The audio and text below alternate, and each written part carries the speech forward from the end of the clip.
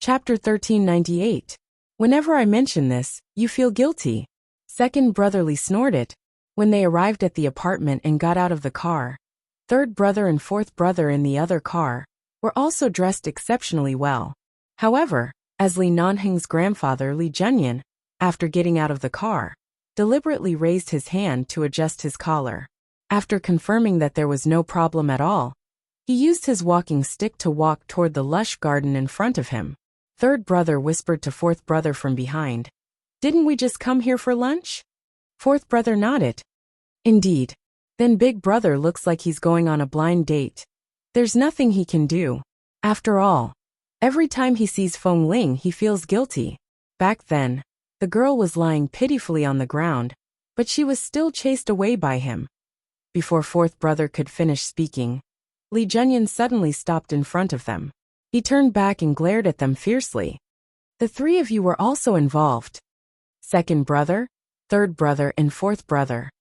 Therefore, the security guards in front of the residential area were all sitting in the security room at this moment. They looked at the four well-dressed old men, who didn't look like ordinary people, and raised their hands to tidy up their collars and cuffs in unison.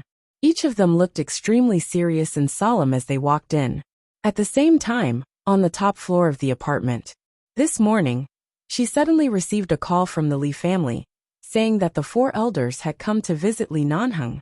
Feng Ling felt that her apartment was still a little small, so she went to Li Nanheng's apartment on the top floor.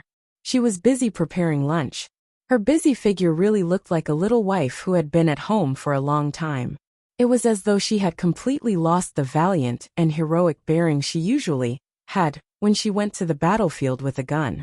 Li Nanheng stood in front of the floor-to-ceiling windows and felt the sunlight outside.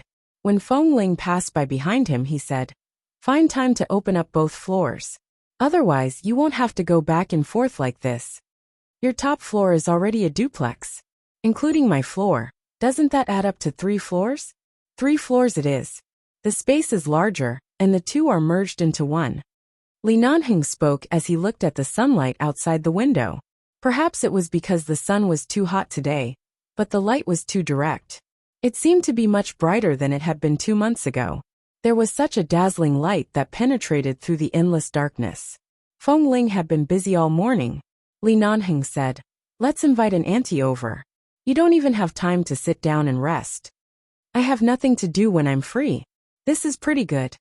As Feng Ling spoke, she pulled him to the sofa to sit down. "Wasn't it like this when we were in the jungle? You were busy all day just to have a good sleep and a full meal? This is the nature of human existence." After Li Nanheng sat down, he did not let go of her. Instead, he pulled her into his arms. Feng Ling suddenly sat on his lap. Afraid that she would hurt him, she hurriedly tried to get up, but the man held her tightly around the waist. "Those old ones have to take a walk, exercise, and feed the birds in the morning. They won't come so early. Sit down and rest." Feng Ling was caught off guard and was pressed onto the sofa by the man. Her entire body sank into the sofa, and the man pressed down. However, before she could struggle, the man grabbed her wrist and held her. Feng Ling raised her eyes. Li Nanheng slowly leaned down and stopped less than 5 centimeters away from her nose. "Happy birthday." Feng Ling tilted her head back. Although she couldn't pull away from him, her expression faltered. "Whose birthday is it?" "You." "Why don't I know it's my birthday?" Li Nanheng took out her phone from her pocket and showed it to her.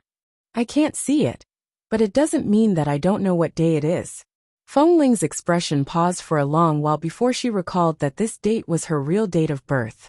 After she returned to the Feng family, the 2 elders of the Feng family had specially registered her birth certificate, but she had never seriously celebrated her birthday since she was young. After all, she didn't know the exact day, so she was used to not taking it to heart, and didn't deliberately remember it. Looking at the date displayed on the screen, she said, "So the 4 elders of the Li family came today too. They specially came to celebrate their future granddaughter-in-law's birthday." As Li Nanheng spoke, he threw his phone on the sofa and lowered his head to kiss the tip of her nose twice. "So even if you don't prepare anything, they won't blame you. Instead, they're more willing to treat you out to eat. They don't want to see you so busy for everyone's lunch. It's precisely because the 4 elders are coming that I want to do something myself. It's not for anything else. I just hope that they can see that I'm working hard to take care of you lest what? Lest they feel uneasy and want to bring me back to the Lee family? No, I'm not that unconfident, but I still hope they can rest assured. Oh, I feel that if you can conceive a child now, they will be more at ease. I guarantee that before the child is born, they won't easily come to disturb us. Li Nanheng, don't rub against me at a time like this, okay? With that, she hurriedly reached down to push the man away a little, but the man rubbed against her a few more times nastily. Li Nanheng, we're under the same roof every day. You don't let me rape you, nor do you allow me to tease you. You just walk around in front of me every day, not allowing me to go in, and not allowing me to rub against you. Li Nanheng refused to let go. It's fine if I rub against you. It won't do anything. It's broad daylight, Li Nanheng. Just because it's daytime. I hugged you to sleep for 2 consecutive nights. Do you know how much restraint I used? Feng Ling was blushing when the doorbell suddenly rang. The 2 people on the sofa were startled. Feng Ling quickly took the opportunity to push him away. She raised her hand to tidy up her slightly messy hair. You said that they wouldn't come so early. Since they said they would come today, they definitely won't take too long. If it weren't for you, I would have already put the dishes into the pot. Li Nanheng snorted indifferently. If they hadn't come at such a good time, I would have already stuffed their great-grandchildren into your stomach. Feng Ling resisted the urge to take off her shoes and hit him. She rushed to open the door. The moment she opened the door, the 4 elders stood neatly outside the door. Their expressions were dignified and solemn. It was as though they were about to return to their country, to raise the flag at the Tiananmen Square. The countdown to the double monthly vote is in 4 days. Dads, if you have a monthly vote, vote now, what will come will come. Don't be anxious. Wink. Chapter 1399. Originally, the other elders of the Li family were quite relaxed. After being warned by Li Junyan, when they saw Feng Ling open the door, they could not relax. Feng Ling was very polite. After all, she had long known about the Li family's 4 elders' bad and stubborn tempers. She nodded at them when she opened the door. Elderly. However, she wasn't sure if she should call them elderly or call them eldest brother to 4th brother. Fortunately, before she could continue, Li Junyan had already asked, "And is Nanheng still resting?" No, he woke up very early. Recently, his body has been recovering well. He doesn't need to stay in the bedroom often. Feng Ling said as she moved aside and brought a few new pairs of indoor slippers over. In the living room, Li Nanheng, who had quickly tidied up the messy pillows and blankets on the sofa, was sitting upright. He picked up a cup of cold honey water on the coffee table and raised his brows in the direction of the Li elders, as though nothing had happened. "You're here?" The 4 elders of the Li family had not seen Li Nanheng after he was discharged from the hospital. Seeing Li Nanheng's natural expression, they almost thought that his eyes had recovered. However, upon closer inspection, they knew that it was not good. Li Nanheng could accurately find their location by listening to the sound. Although his eyes were looking in this direction, the focus of his eyes could not completely meet them. Although there were no traces on the sofa, there was an ordinary cup of water and a plate of half-eaten fruit on the coffee table, as well as an iPad that was casually placed on it. However, the 2 buttons on the collar of Li Nanheng's home clothes were slightly pulled open by Feng Ling's struggle, and there was a red mark on his collarbone that was accidentally scratched by her nails. Although it was very shallow, indicating that the scratch was not heavy, it was obvious at a glance, and it had clearly happened just now. The Li family's 3rd elder. The 4 elders were so experienced. How could they not tell what had happened in this quiet living room? The atmosphere was a little strange, and they were all considering if they had come at the wrong time. Feeling the strange atmosphere, Li Nanheng. Nanheng, how do your eyes feel?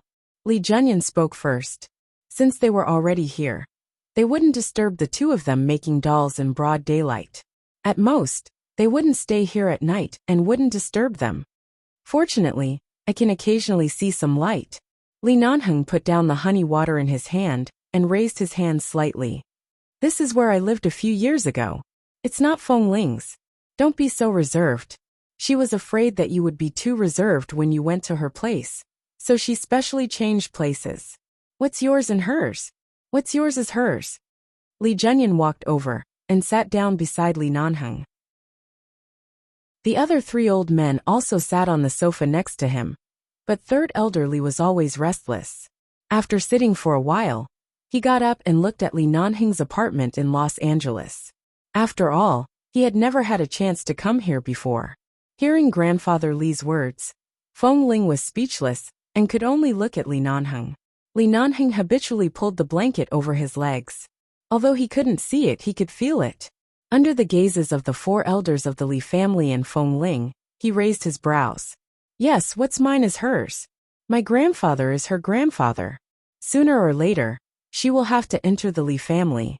Feng Ling, do you hear that? Be mentally prepared. You don't have to call me elderly anymore. Just call me eldest grandpa to 4th grandpa. Yes, yes, yes. Feng Ling, I'm your 3rd grandpa. I'm your 4th grandpa. I'm your 2nd grandpa. Grandpa Li Zhenyan. Cough. Feng Ling's expression was even stranger than the 4 elders earlier. Because of Feng Ling's unfamiliarity, the atmosphere in the guest room once again reached an indescribable level. Even though Feng Ling felt that it was unlikely, she felt that these 4 awe-inspiring elders really seemed to have come to ask for their granddaughter-in-law. In fact, her nature was still not very suitable for crowded and lively occasions.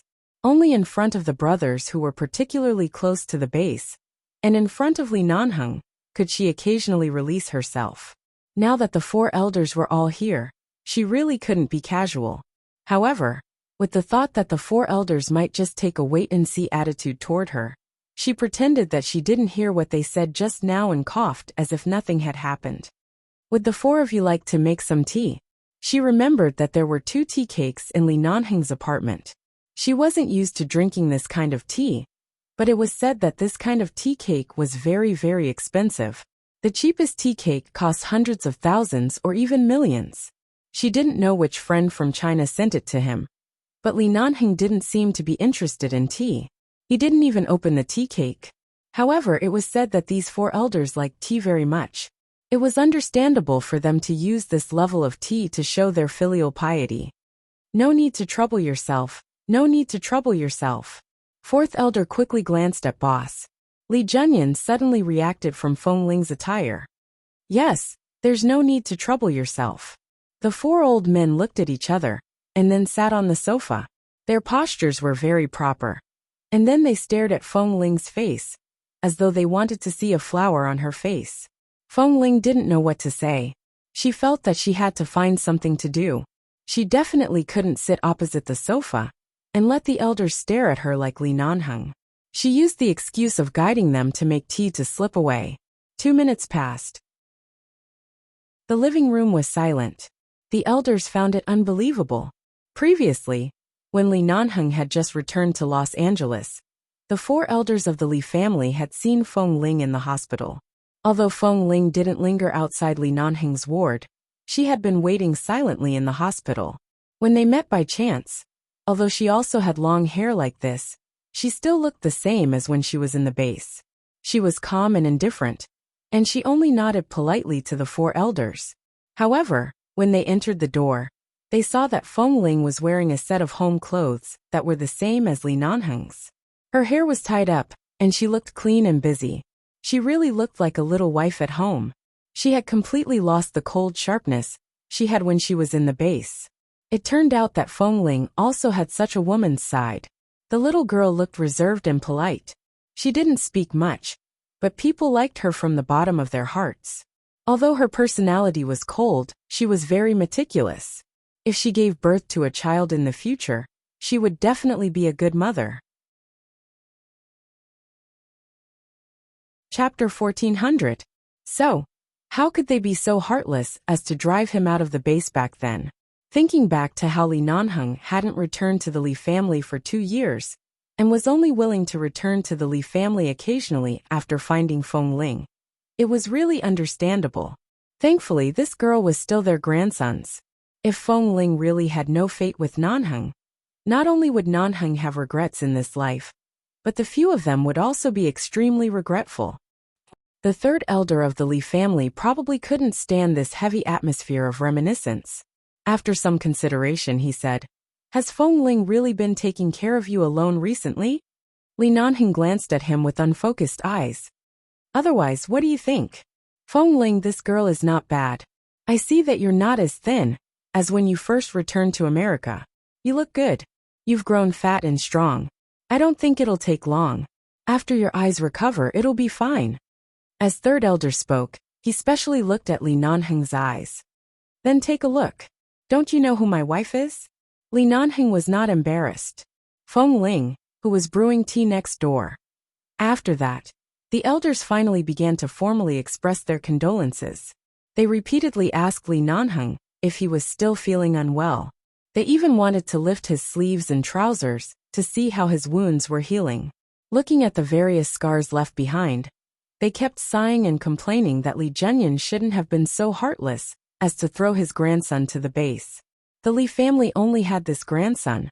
If something really happened to him, and he couldn't be saved, he would probably have no descendants in the future. Feng Ling brewed the tea and placed it in front of the four elders. After nodding politely at them, she felt that it was not right to keep dodging.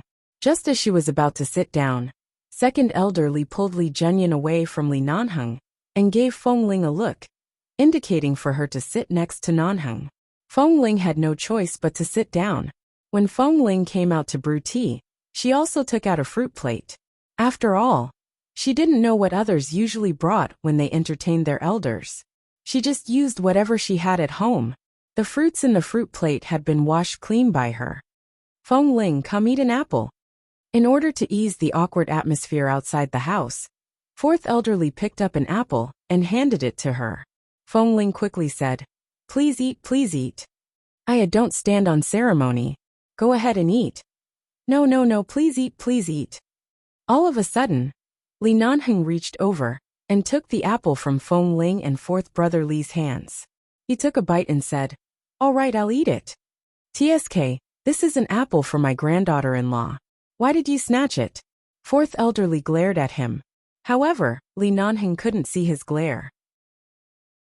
He held the apple in one hand and said with a smile, "She doesn't want to eat it. What's the point of pushing her around? Even if you want to see your granddaughter-in-law, you should give her some time to prepare herself." Suddenly all four elders came. "With her personality and temper, I can tell how nervous she is right now. You guys can talk about whatever you want. You don't have to drag her. She can be more at ease." Li Nanheng really understood Feng Ling's current state of mind. She really didn't know how to deal with this kind of situation, nor did she know what to say or do, so that the four elders wouldn't think that she was insensible. "Since when did we drag her? We saw that it was hard for her to take care of you alone, so we came to see you. Although we said we wanted to see you, we actually came to see our granddaughter-in-law." At this moment, second elderly also spoke. Seeing that Li Nanheng was chewing on the apple, he picked up another bunch of grapes from the fruit plate and handed it to Feng Ling. "Come, Feng Ling, eat the grapes. Eating more fruits is good for your health. You can't only take care of Nanheng. You have to take good care of yourself, okay?" "Thank you, elderly." Feng Ling looked at the bunch of grapes and didn't know if she should take it. Just as she raised her hand to take it, Li Nanheng stopped the grapes and slowly put them back into the fruit plate. "She doesn't eat grapes," Li Nanheng said as though he was her spokesperson. "Feng Ling rarely eats things that are too sour. She eats pears, apples, bananas, strawberries, and blueberries at most. She doesn't eat grapes, mangoes, or durians. She doesn't eat bitter gourds or coriander. Among meat products, she hates bacon the most. She doesn't look picky, but there are many things she doesn't like to eat. Don't feed her." Hearing Li Nanheng list out Feng Ling's likes and dislikes, as though he was counting treasures, the four elders were enlightened. Feng Ling, on the other hand, was embarrassed and her face heated up. She wished she could find a hole to hide in. "Oh, I see," second elderly immediately said with bright eyes. "It's good that you don't eat it. Grapes and durians are too high in sugar. Eating too much is not good for your health." Feng Ling immediately smiled. Indeed. Li Junyan sat expressionlessly by the side. His 3 younger brothers would only follow behind him when he went out to establish his might. Now that he needed to coax his granddaughter-in-law, they were all useless. Who asked him to come here to discuss the sugar content of grapes with his granddaughter-in-law? Cough cough. Li Junyan cleared his throat stiffly and forced himself into the topic. Fengling, if it's too tiring to take care of Nanheng alone, you don't have to force yourself. Tell us at any time. The Li family can send someone to help you. There's no need. Actually, he doesn't need me to take care of him most of the time. He doesn't need me to support him when he walks around at home. I just cook and clean up the room. I don't need help. I see. Then Nanheng won't feel sorry for you? There's no need to feel sorry for him. I'm willing. Willing. Li Junyan immediately glanced at Li Nanheng and saw the faint smile on Li Nanheng's lips. It was as though it was rare to hear Fengling express her feelings so seriously. Fengling said sincerely, "Elderly, I'm really willing to take care of him.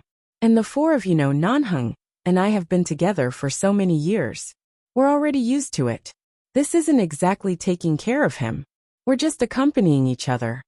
The 4 elders immediately said in unison, "Then why don't we find a day to get married?" Fengling. Then, Li Junyan asked tentatively, "What do your grandparents think now?" The 4 elders looked at Fengling with bright eyes. Back then, when they asked the Li family to marry the 2nd miss of the Feng family's cenotaph, they didn't expect Fengling to be the person involved. Later on, because of Feng Mingzhu's matter, the Feng and Li families more or less had some conflicts. The 2 families were not close to each other and almost cut off their daily contact. Chapter 1401. Later, when the Feng family met with an accident, although the Li family had come forward to express their condolences, the 2 elders of the Feng family were clearly not in the mood to pay attention to them. Now that the 2 children were basically bound, the 6 elders should ease their relationship. She just didn't know if the 2 elders of the Feng family had any thoughts about Li Nanheng now. Although Fengling and her grandparents had acknowledged each other, in the past few years, she had been busy studying in England and in the company. In fact, she rarely accompanied the 2 elders. At most, they would have a meal together every time they returned to the Feng family to talk about the current situation. Furthermore, her grandparents knew a little about the relationship between Li Nanheng and her. They had never said anything, nor did they force them to be together, nor did they have any intention of breaking them up. They respected her choice. Besides, Fengling had always made her own decisions since she was young. If she really wanted to get married one day, she didn't need to consider whether others would agree or not. She answered truthfully, "My grandparents won't interfere in these matters." The 4 elders said in unison, "Oh, then it seems like we should find time to go to New York to discuss the children's marriage with the 2 elders." 3rd elderly. Fengling will be our granddaughter-in-law in the future. At least in the future. Our relationship with the Feng family will be closer than before. The 4 of us will accompany each other like this. A large group of old fellows will travel around the world. 4th elderly. Fengling, this granddaughter-in-law is reliable. I think the 2 elders of the Feng family don't have any objections to our Nanheng. This matter can be considered settled. Fengling's gaze swept across the faces of the 4 elders, wondering if they would really come up to persuade her to get married to Li Nanheng. Li Nanheng finally finished eating the apple slowly. It seemed that the topic of marriage was almost over. He put down the apple core and reached out to pull Fengling, who was sitting beside him, toward him. He put his long arm around her shoulder. "We can get engaged first. We can marry when my eyes recover. I can't not even see my wife in a wedding dress when she marries me." In an instant, the 4 elders of the Li family stared at Fengling at the same time. Their eyes were filled with various meanings, but they were basically asking for her opinion. They were asking her if she could get engaged. Fengling felt a headache coming on. Fengling was a little embarrassed by the 4 elders of the Li family. Before she could speak, Li Nanheng suddenly patted her shoulder. "Leave it to me. You can go prepare lunch." Fengling immediately got up as if she had been pardoned and fled into the kitchen. Li Nanheng knew that even if Feng Ling wanted to agree in front of everyone, she wouldn't be able to say such words. In fact, Feng Ling had always been the kind of person who didn't speak much, and was very silent. She seemed to be very good at hiding her thoughts, but in fact, she was a very transparent person.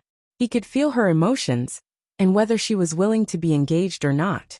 Seeing that Li Nanheng was so considerate as to let Feng Ling run away first, the four elders turned their eyes to him, waiting for him to give them an explanation.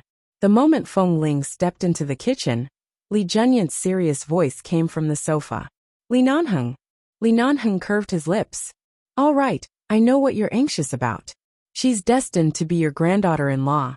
Even if she's been in the base for a few years, she's still a girl. How can she open her mouth if you force her like this? I'll answer for her. You can prepare for the engagement. The two elders of the Feng family can also contact you at any time. Are you sure? Yes. Feng Ling was preparing lunch in the kitchen. At this moment, she couldn't see the anxious expressions of the four elders of the Li family, as though they couldn't wait for 4 or 5 great-grandchildren to jump out of her and Li Nanheng's house to call them grandfathers. If it weren't for the fact that Li Nanheng had promised that he would work hard to use medicine to recover as soon as possible and get married early, so that she could give birth to a great-grandson for them, the four elders would have poured a few bowls of deer whip soup into Li Nanheng's mouth and locked the two of them in the same room.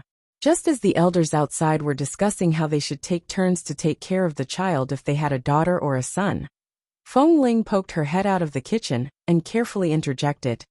May I ask if you can eat spicy food? Do you like light or strong food? Third elderly quickly let go of fourth elderly's collar and walked out peacefully from the battlefield of who should help take care of the child first. He smiled at the head in front of the kitchen door. We can eat anything. Light, salty, spicy, or sour. We're not old enough to eat soft things. We can eat anything. There's no need to prepare too much, and it doesn't have to be too hard. We can eat anything. There's no need to prepare too much, and it doesn't have to be too hard. We can eat anything. Feng Ling looked a little confused. She didn't know why the four elders were arguing so much. Li Nanheng sat on the sofa, hugged the blanket, and held his forehead to hold back his laughter.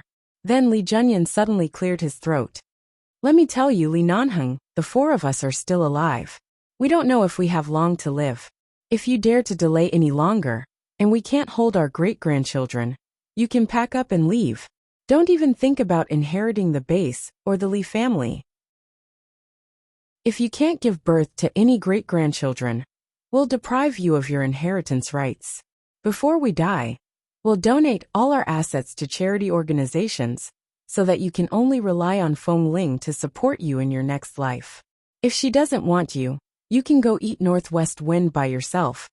Feng Ling did not hear clearly in the kitchen, but she roughly heard that Li Nanheng would rely on her to support him in his next life. She was so shocked that her hands trembled, and she almost cut her fingers with the kitchen knife. At this moment, third and fourth coughed a few times, indicating that Li Junyan should not be too ruthless. After all, he was their grandson. Li Junyan glared at them. Do you have any objections? No objections, no objections. Look at him. He's not young anymore. He's already King 30 years old, but he's so fixated on Feng Ling. He's been staring at her for more than 10 years, but he hasn't given me a great-grandson. Have you eaten the food I asked Xiao Su to send over last time? If you haven't, I'll let Feng Ling stew it for you now. Deer penis, cattle penis, pig kidney, sheep kidney all stew. Li Nanheng's face instantly darkened. I have to clarify a very important point. Right now, I only have a problem with my eyes. I'm not injured where I shouldn't be. I don't care if you're injured or not. As long as my great-grandson doesn't come out, you'll have to feed me for a day. Li Nanheng held his face in pain. Who the F***ck would have thought that he, the dignified Li Nanheng, would actually be reduced to the point of having his kidney nourished. The key was that Feng Ling had been following the doctor's advice all day, and not exercising strenuously. As long as the doctor didn't relent, she wouldn't even be kissed by him. Chapter 1402. In short, after my eyes recover, I'll marry her. I won't delay any longer. Li Junyan placed the crutch in his hand to the side and sat down on the sofa again. He said as though he was concluding the case. Feng Ling has been with us for so many years. She has been by our side since she was a teenager and has guarded her for more than 10 years. Let's not talk about what we did back then. In the future, treat her well and don't abandon her. If you dare to use your heart to chase after her and abandon your wife and child after marrying her, the four of us will beat you to death with our crutches. Li Nanheng rubbed his forehead and didn't know whether to laugh or cry. I believe you. Although he knew the temperament of the four elders of the Li family, and that they had always treated outsiders and their own people differently, this person had already taken Feng Ling's arm before marrying her. Should he be happy or worried? Elderly. Feng Ling placed a cold dish on the dining table. I've prepared all the ingredients. They're all simple dishes that can be made in 10 minutes. There's also a soup that can be made in about 20 minutes. Do you have any other requests? There's no request. Any flavor is fine. Just be careful and don't tire yourself out. Li Nanheng gave Feng Ling, who was dumbfounded, a look for her to hide first. Feng Ling was indeed a little stunned by the elder's overly enthusiastic attitude. She nodded and turned to slip away. However, after lunch was prepared and placed on the dining table, Feng Ling couldn't hide in the kitchen all the time. When she came out, she saw the four elders standing by the dining table, staring at the dishes on the table, and falling into deep thought. Feng Ling was quite confident in her cooking skills. She just treated it as them being surprised that she could actually cook. She took a glance over and walked to the sofa.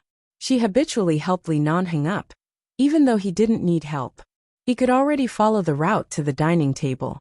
However, she could only find this opportunity to talk to him. When she helped him up from the sofa, she lowered her voice and asked, "What were you guys talking about just now?" "It's nothing. It's just that these four old men came over to force me to marry her. They want me to marry her immediately." Li Nanheng made an okay gesture at an angle that only she could see.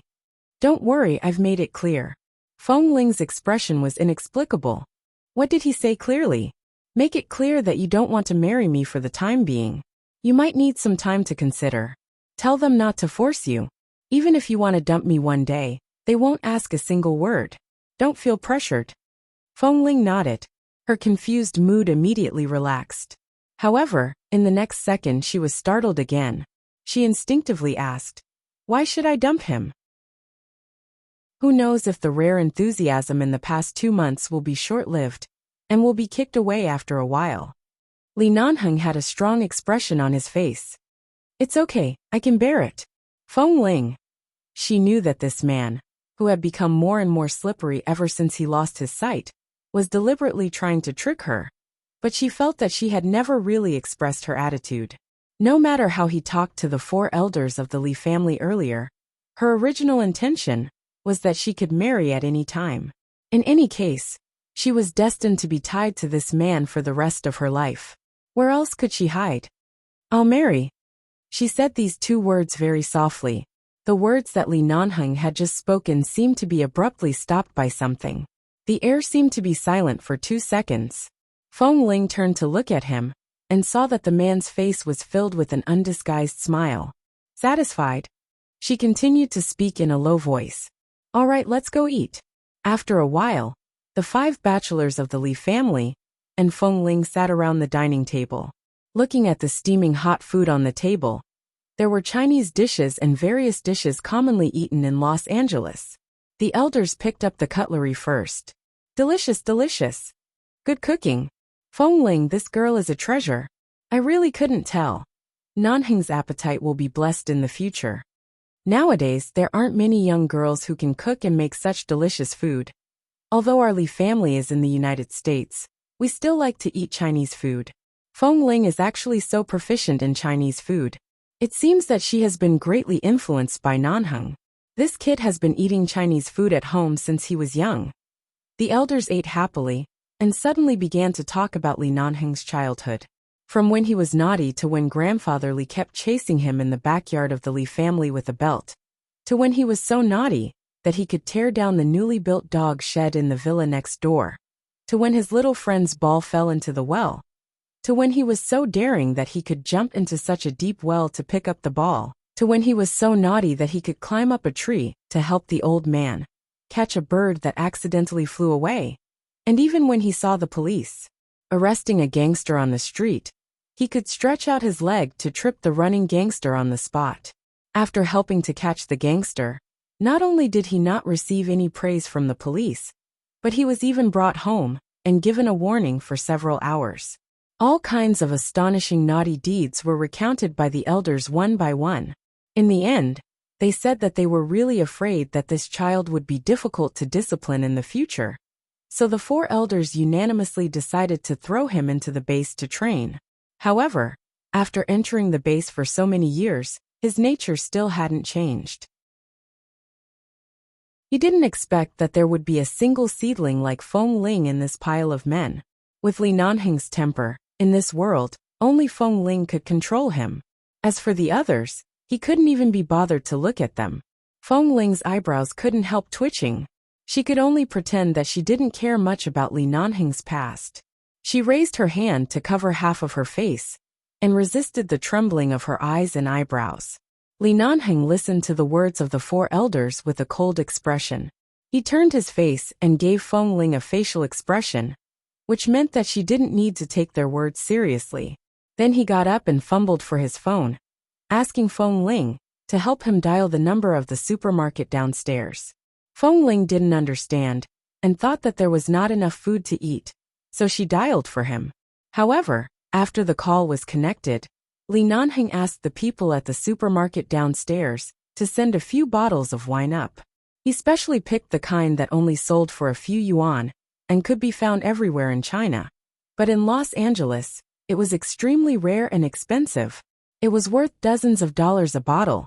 After the wine was delivered, the few old men were still regretting that there was no wine to drink, but they were extremely satisfied and opened the wine. They drank and ate while chatting. When they were drunk, the Li family's 4th elder raised the extremely expensive erguotu in his hand and said to Li Nanheng, "Since we've decided on each other, we have to live a good life and love each other, understand?" Chapter 1403. Li Nanheng raised his glass and replied solemnly, "Understood." The 4 old men drank it. Li Nanheng made to drink as well, but Feng Ling held his hand and said softly, "The doctor told me not to drink." Feng Ling didn't know if it was an illusion, but when she finished speaking, she clearly saw the 4 old men's eyes flickering with gratification and love.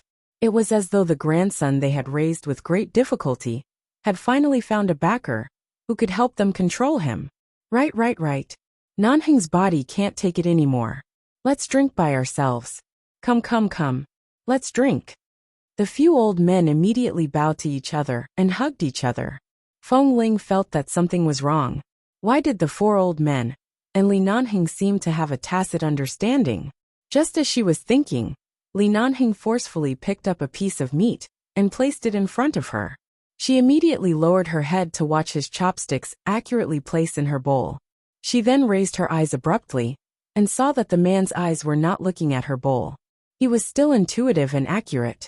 Li Nanheng's adaptability was really too strong. Most of the time, his intuition and super-fast speed of getting used to allowed him to not be affected by his eyes. It was natural for his life to be much more convenient. Sometimes she always felt that his eyes were not actually blind, but every time she looked at him, she couldn't find the exact focal length of his eyes, which meant that he really couldn't see. After the meal, the 4 old men were a little drunk. Feng Ling quickly took the initiative to send them downstairs. Thankfully, the Li family's car and driver were waiting outside. After sending the 4 of them to the car, Feng Ling stood by the side of the road and waved her hand, asking the driver to send them back safely. Feng Ling went to the supermarket downstairs to buy some things, and then went upstairs with the shopping bag. She walked out of the elevator and returned to the house. When she opened the door of the apartment, she saw that Li Nanheng was cleaning up the tableware on the table that she hadn't had time to clean up after the meal. Seeing that he was standing by the table and trying his best to help her with the housework, Feng Ling quickly put down the bag and walked over. "Don't do it. I'll put these in the dishwasher later. Tomorrow, I'll tidy up the things in the apartment and bring them to my place. It'll be more convenient in the future." With that said, she hurriedly helped him into the bathroom to wash his hands. Because he couldn't see, his fingers and palms were more or less smeared with a lot of oil when he was tidying up the tableware. She dragged him to the tap to wash his hands, squeezed some water into his hands, and carefully helped him rub out white fragrant foam. Then she rinsed and dried his hands. Then he let go of her and turned to bring the things on the table to the dishwasher. Li Nanheng grabbed her hand and pulled her back without changing his expression. Feng Ling was caught off guard and bumped into the wall by the bathroom door. The man's breathing slowed, and then his chest, which was no longer as thin and had almost recovered, pressed her against the wall and tightened his grip around her waist. Feng Ling's footsteps were unsteady. She had just turned one foot away when the other was forced to turn over. She only had time to let out a gasp when Li Nanheng kissed her firmly. The man's mouth was mixed with the fragrance of a mint candy that he had casually thrown into his mouth after the meal. Recently, he couldn't smoke or drink, and his body was filled with his most essential scent. It was clear and clean, and the smell of tobacco had been replaced by the fragrance of mint and medicine. The tip of his tongue with a hint of mint almost went deep into her throat. In a trance, Feng Ling felt that what this man really wanted to explore was not here. She raised her hand, but he caught it and pressed it against the wall. His hand slid down the wall and then groped around, trying to reach into the back of her clothes. Feng Ling gritted her teeth and grabbed Li Nanheng's wrist, pushing it away a little. "What did I say? Bear with it, you can't mess around now. I can't help it." Li Nanheng pressed close to her face and breathed in the scent of her body. There seemed to be light in his eyes through the mist, and there were two clusters of flames in the depths of his pupils. "Just listen to the doctor's words. Don't keep it in your heart." After a pause he said, "I've said it before. Marry me. You'll be my wife sooner or later. Don't be Cheyenne." "Who's shy?" Feng Ling pushed him and turned to leave without saying a word. Before she could take 2 steps, she was brought back by a strong force from behind. Then the world spun, and Li Nanheng picked her up, threw her onto the sofa, and pressed her down without hesitation. He tucked her under his body and rubbed the tip of his nose intimately against hers. His lower body, which was obviously no longer able to hide, was pressing against her. It was a declaration of how much he had endured for the past few days. It was just 2 hugs, and he was already unable to control himself. Feng Ling's ears heated up and she shouted in a low voice, "Tomorrow! Tomorrow the doctor will come and check again. If the doctor says it's okay, I'll take off my clothes and lie on the bed, okay?" With that, she pushed him down and sat up. "Now that your strength has recovered, you're no longer the one who can't even beat a finger of mine. You're starting to want to make the decision again, aren't you? Let me tell you, as long as the doctor doesn't give in, I definitely won't. Wait for the doctor's permission and take the initiative." Feng Ling's expression instantly froze. Then, the night in the Washington resort appeared in her mind. At that time, she was actually halfway awake. At that time, she seemed to be very active. The scene repeatedly flashed in her mind, causing her ears to heat up. "All right, your eyes haven't been applied today. If you delay any longer, the effect of yesterday's medicine will wear off." Feng Ling quickly pushed him away. "I'll clean up first. I'll go back to my apartment to apply the medicine." Feng Ling placed everything on the dining table into the dishwasher and closed the door. She listened to the movements inside, but at the same time, she felt that she could strangely hear Li Nanheng's breathing and movements as he sat on the sofa in the living room. Even the slightest movement was exceptionally clear, as though it was scratching her sensitive nerves. Especially when Li Nanheng had just returned from England and forced himself on her in the car on the mountain. He had always respected her and never forced her, even though he looked like a particularly ruffian and gangster-like man, making people feel that she must have been bullied too much. In fact, he had always respected her. Chapter 1404. She held her breath, but there was a fiery thing in her heart that kept jumping here and there, leaping here and there. "We've known each other for more than 10 years. And we've spent the most important moments of our lives together. We've saved each other's lives in the most difficult times. And we've left sweat on each other's bodies time and time again. We've hugged, kissed, and loved each other deeply. We've never given up on each other. If it weren't for the doctor's advice to pay attention to his health, how could she not want to go further?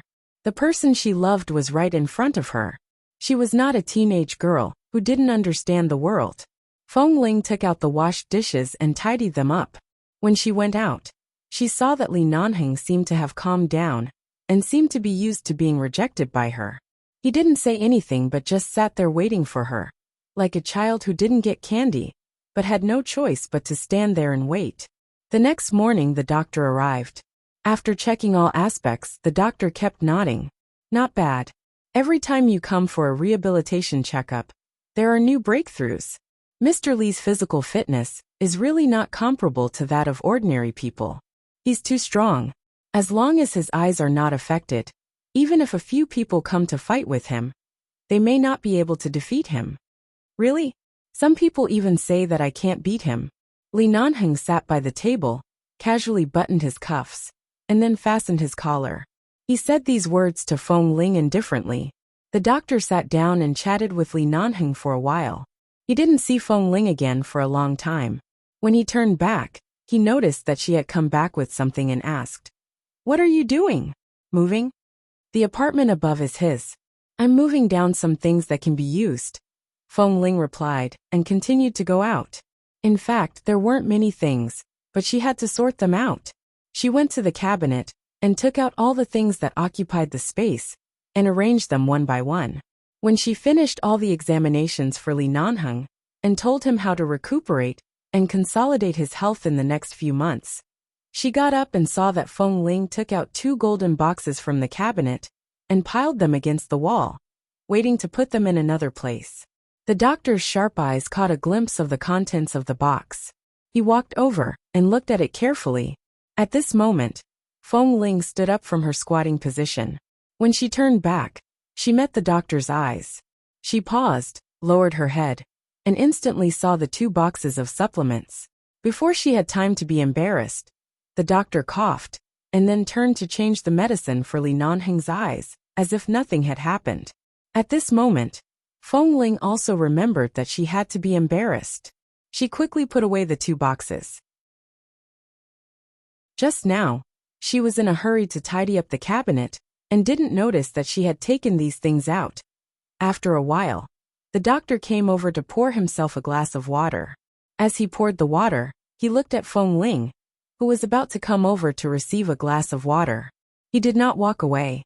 Even when he saw Feng Ling receiving the water, he still stood by the side with an expression as though nothing had happened. His voice was so low that only she could hear it. "Actually, based on Mr. Li's physical condition, it's no longer a big deal. I just keep reminding you to be careful." Feng Ling turned to look at him. Seeing that she didn't seem to understand what he meant, the doctor coughed in a low voice. "I mean, as long as you pay attention to one thing and don't let Mr. Li be too tired, it's okay for the 2 of you to do something. But you have to pay attention to moderation. You have to pay attention to moderation." After hearing this, Feng Ling withdrew her gaze and silently closed the small door of the water dispenser, as though she hadn't heard anything. Then she calmly took a sip of water and turned to leave without saying a word. In the afternoon, Li Nanheng didn't know what was wrong with Feng Ling. Although she usually didn't speak much, she was especially quiet this afternoon. For example, he asked, "Where did I put the slippers just now? Did you put them away?" Feng Ling didn't answer. She took the slippers over, placed them by his feet, and then ran away as though the soles of her feet were smeared with oil. For example, he said, "My eyes are a little itchy today. Can you take off the medicine in advance? I feel the most comfortable when I don't apply medicine." Feng Ling didn't say anything. She adjusted the small hairdryer to the most soothing and cool mode, and gently blew around his eyes for a while. When he didn't feel so itchy anymore, she slipped away again. In the evening, when Li Nanheng was eating, he felt that the taste was a little strange. "Is there something on your mind today?" Usually, Feng Ling's cooking was moderate and rarely tasted wrong. Although today's food was not bad, and the taste was not much different, It was indeed a little salter than usual, which meant that she was thinking about something when she added the salt. Feng Ling glanced at him silently. Was this man's sensitivity so high? When she was preparing dinner, the iPad screen next to her didn't display a menu today, but some related topics about how to make a man feel more comfortable at that time, and various similar topics. She looked them up, and at this moment, her mind was filled with the actions she had prepared hundreds of times in her mind to do to him. She just didn't know how to do the first step. The sky turned dark. Li Nanheng went to take a shower and change his clothes. In the past month, his hair had grown a lot, and his ink-black hair was still dripping with water. He casually shook his hair. Because he had taken off the medicine in front of his eyes before taking a shower, he felt that his eyes were relaxed and comfortable. He simply sat on the sofa with his eyes closed, and casually pulled the blanket over, planning to sit on the sofa and take a nap. After all, it was not time to sleep yet, and he still needed to apply ice before going to bed at night. Just as Li Nanheng was about to fall asleep, he suddenly heard footsteps approaching. He knew it was Feng Ling, who had just come out of the shower. She was not wearing shoes and was barefoot. He frowned and woke up. "I was wondering why you weren't wearing." Before he could finish speaking, he was suddenly shocked by Feng Ling's movement. At this moment, his nose smelled the fragrance of shower gel and shampoo. Then, a woman wearing only a loose t-shirt on her upper body and nothing on her lower body, not even wearing underwear, spread her slender legs and directly sat on his lap. Qingqing's baby has 4 days off. Qingqing accompanied the child to play outside for 4 days. It's true that holidays are more tiring than working days. I'm so tired that I'm about to collapse. After tomorrow night's update, see you on Weibo. By the way, I'll shout myself hoarse and beg for monthly votes here. It's rare to get double monthly votes. Chapter 1405. Only a fool would let go of the person in his arms, who had suddenly taken the initiative to deliver herself to him. Even though Li Nanheng's mind was a little dazed, he subconsciously quickly put his legs down to prevent her from falling down again. Feeling that the man's reaction was to let her sit more steadily, Feng Ling looked at the man's face and was silent for a while. She was too embarrassed to say the words that were about to come out of her mouth. However, just as Li Nanheng was about to ask her what she was doing, Feng Ling had already held his hand that he had just raised to hold her. Sitting on his lap, she lowered her head and gently kissed his warm and dry palm. This kiss went from the palm to the tip of his finger, and then to the tip of his finger. Then Li Nanheng felt that she seemed to pause for a moment. After hesitating for a second, she still gently bit the tip of his finger. Feng Ling's teeth were white and neat, but in fact, there were 2 unruly little canine teeth hidden. At this moment, she was gently biting him with her little canine teeth, and even accidentally rubbed her tongue. It was soft. The feeling was transmitted from his fingers to the sensitive nerve endings. Li Nanheng's body trembled reflexively, and he was about to pull his hand away, but she grabbed his hand and did not let go. She bit his fingertips harder, and when she let go, the teeth marks on his fingertips were clearly visible. "Feng Yu." Before Li Nanheng could speak, his lips were suddenly sealed by her soft lips. On his thigh, the woman was inextricably pressed against him. Although the 2 of them were sitting on the sofa, their lower bodies were intertwined in an intimate and dangerous position. Separated by a thin material, Li Nanheng could not hide this situation in less than 2 seconds. Feng Ling seemed to be not used to this position. She tried her best to retract her legs, which made him feel even more stimulated. "Li Nanheng, yesterday was my birthday. You didn't give me a present." Feng Ling pressed against him tightly and kissed him until he was stunned. After he could not speak, she leaned close to his ear and whispered. Li Nanheng's brows trembled.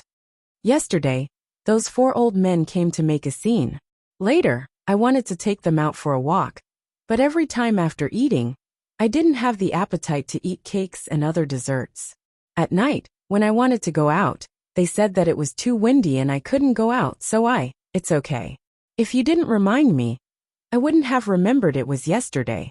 1 more day won't make a difference. Then what do you want?" Under Feng Ling's gaze, Even though Li Nanheng couldn't see how red her face was at this moment, and how much tension and uneasiness were hidden under the calm surface in her eyes, he could guess that this was the first time she had taken the initiative to do such a thing. Although she looked like a wolf and a tiger, she must be panicking inside. So he didn't deliberately provoke her. He only asked softly and calmly, in case he said something wrong and scared away this little Feng Ling, who had jumped into the dragon's pool and tiger's den. After all, he couldn't see right now. If she really ran away, he might not be able to catch her. Feng Ling felt inexplicably calmer under Li Nanheng's calm gaze. Then give me a gift today. Li Nanheng was still extremely calm. And what gift? Feng Ling did not speak at first, but lowered her head to look at his Adam's apple. She remembered that she had bitten here in the warm pool in the resort. Later, for some reason, she kept wanting to bite him. That time, when she bit his Adam's apple, this man seemed to have groaned a few times. It was clearly a sensitive place for him. She leaned down and suddenly bit his neck, then gently bit his Adam's apple. Sure enough, the man who was pressed against the sofa by her stiffened all over. In less than a second, his muscles tightened, and the hand that had just held her waist tightened. Feng Ling turned her head slightly and pressed against his neck, which was gradually heating up. I don't know how to make it comfortable, but Before she could finish speaking, Li Nanheng pressed her firmly into his arms. Feng Ling's lips hit his neck, and then the man suddenly carried her up. He bent down to lift her up and carried her horizontally. He took a few steps toward the bedroom and did not stop for a moment. He entered the bedroom and kicked the door shut. Then he placed Feng Ling on the bed, pushed her into the soft blanket, and firmly covered her. With Li Nanheng's figure and height, he had long recovered to a certain extent. She had always treated him as a weak patient, who could not even kill a chicken to take care of him for so long.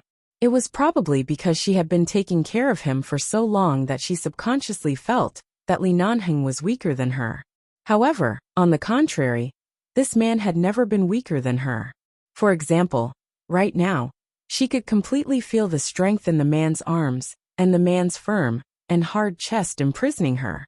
She knew that she had barged into his territory tonight. Right now, even if she wanted to stop, it was impossible. It was also because she had already made preparations in advance. The man locked her on the bed, and his hot breath brushed against her neck. She was forced to stare at the man's black eyes in this face-to-face position. In the bedroom without the lights on, the man's eyes were very bright. They were so bright that it was as though he could see the fine sweat on her nose due to her nervousness. It was as though he could see the softness in her eyes. Why do you suddenly want to do it again? Didn't you desperately escape from me yesterday and warn me again and again to restrain yourself? Feng Ling's lips moved, and then she pursed them. Even though he couldn't see her, she still subconsciously tilted her head away. The doctor said that it's okay, but I can't let you be too tired.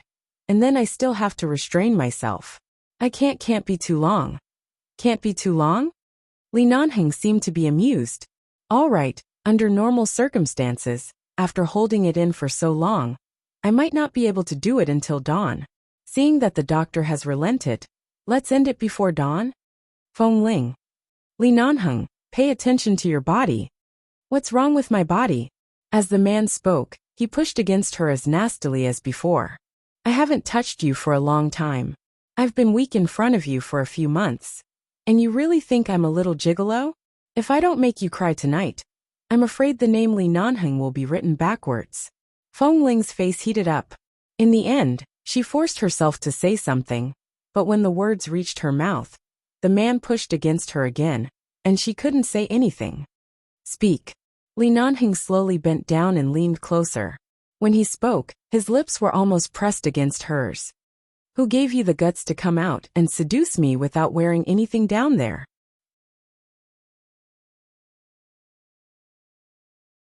Chapter 1406. Speak. Li Nanheng slowly leaned down and leaned closer. When he spoke, his lips were almost pressed against hers. Who gave you the guts to come out and tease me without wearing anything? Feng Ling originally wanted to answer that she had checked the various suggestions of people online, and said that men liked this kind of thing.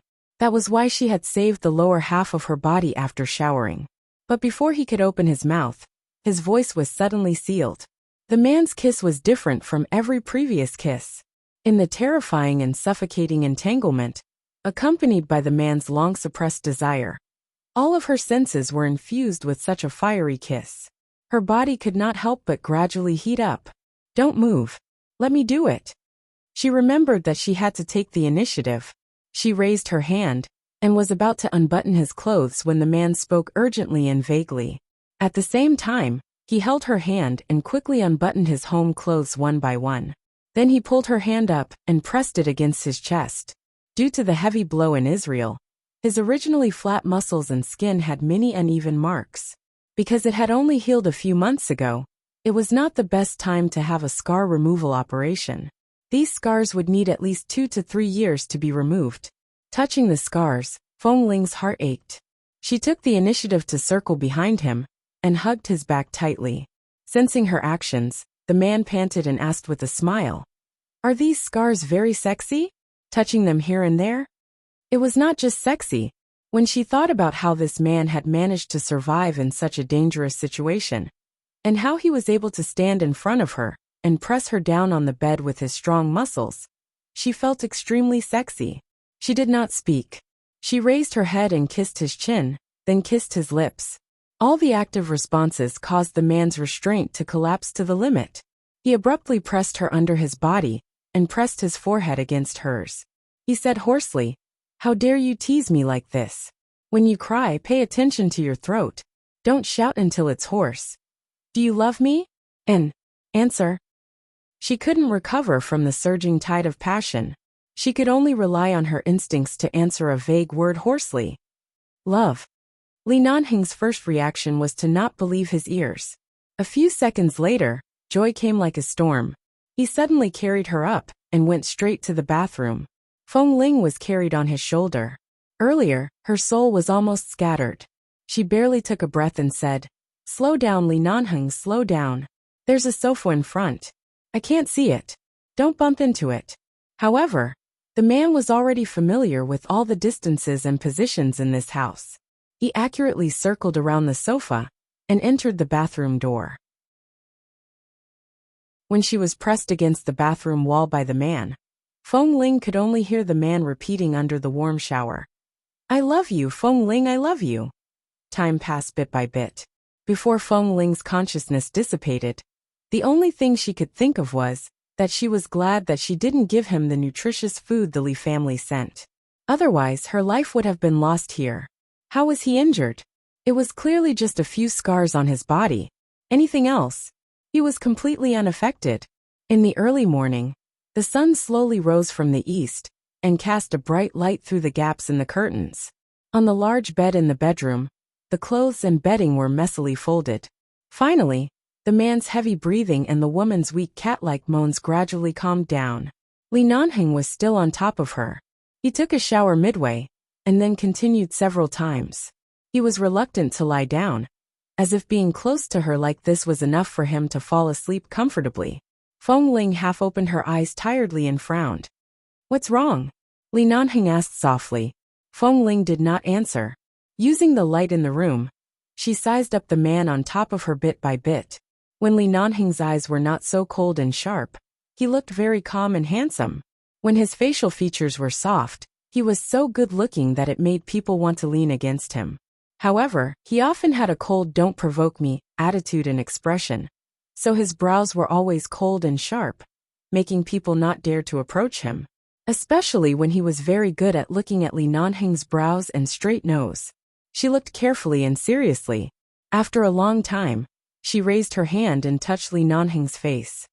"I thought it was about time for dawn to come, and I should sleep for a while."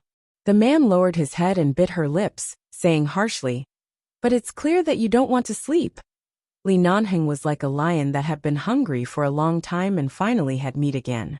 This night, from the initial intensity, gradually changed from surging desire to true love. "You can't take it anymore? Didn't you say that I'm so weak that I can't even beat you? Am I so delicate?" Feng Ling subconsciously wanted to grab the bedsheets as though she wanted to break free. But the moment she moved, The man pressed her back down with his hands on her waist and kissed her heavily. The noon sun shone through the gap in the curtains and onto the messy large bed in the bedroom. Feng Ling's eyelashes fluttered, and she slowly opened her eyes. After a few seconds of confusion, her eyes finally focused.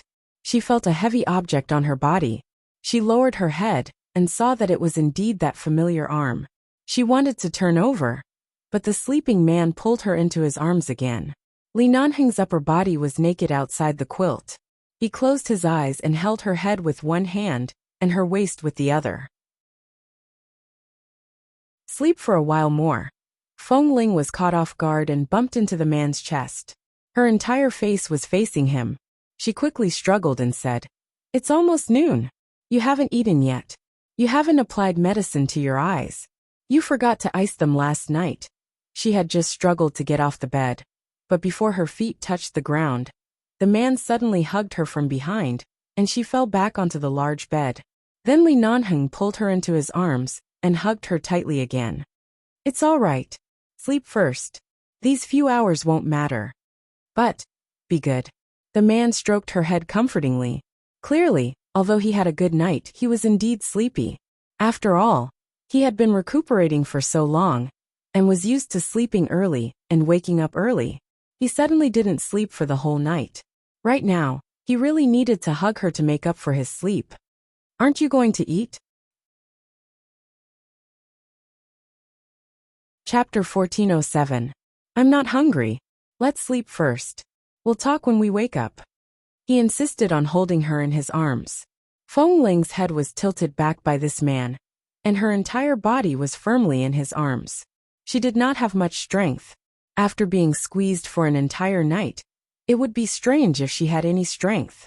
Seeing that he insisted, she simply let herself be in his arms and closed her eyes again.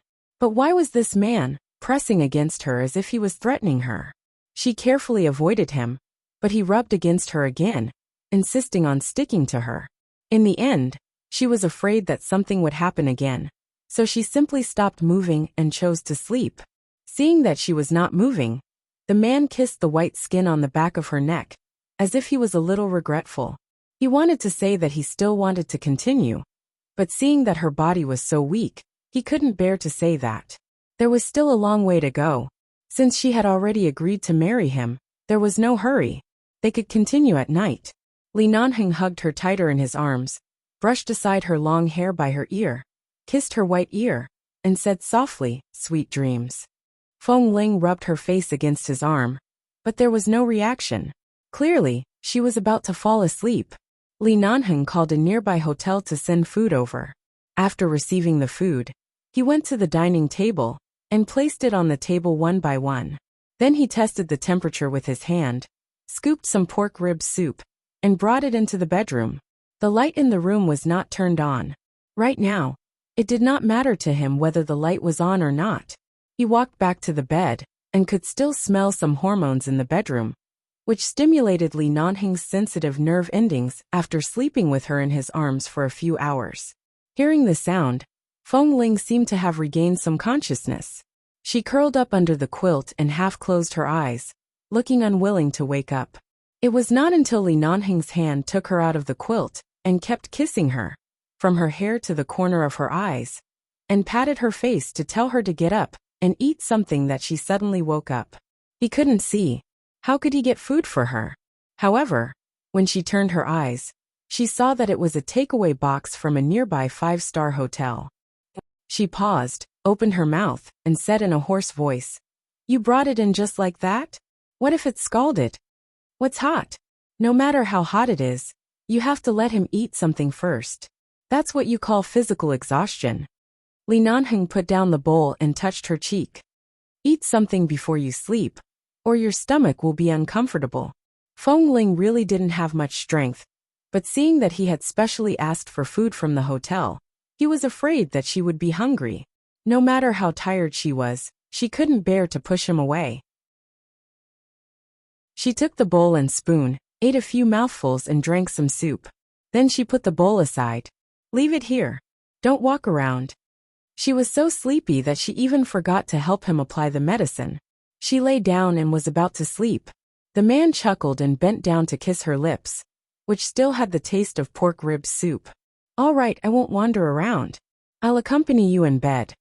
Feng Ling thought he meant to sleep with her, so she answered vaguely and went back to sleep. Who knew that the man would directly take off his clothes and lie back under the blanket? Behind him, he easily. Feng Ling really couldn't take it anymore. Amidst the ups and downs of the quilt, she spoke hoarsely. Boss. The man's low and hoarse voice was close to her ear. Feng Ling closed her eyes and wanted to say something, but because of the man's hoarse voice in her ear, she couldn't say anything. Be good. I promise this will be the last time today. Before her consciousness completely dissipated, this was another promise from Li Nanheng the liar. When Feng Ling opened her eyes again, it was already dusk outside. She flipped over from under the blanket and sat up. Because she hadn't done it for a long time, the pain there caused her to suck in a breath of cold air when she stood up. After a long while, she finally slowed down and walked out.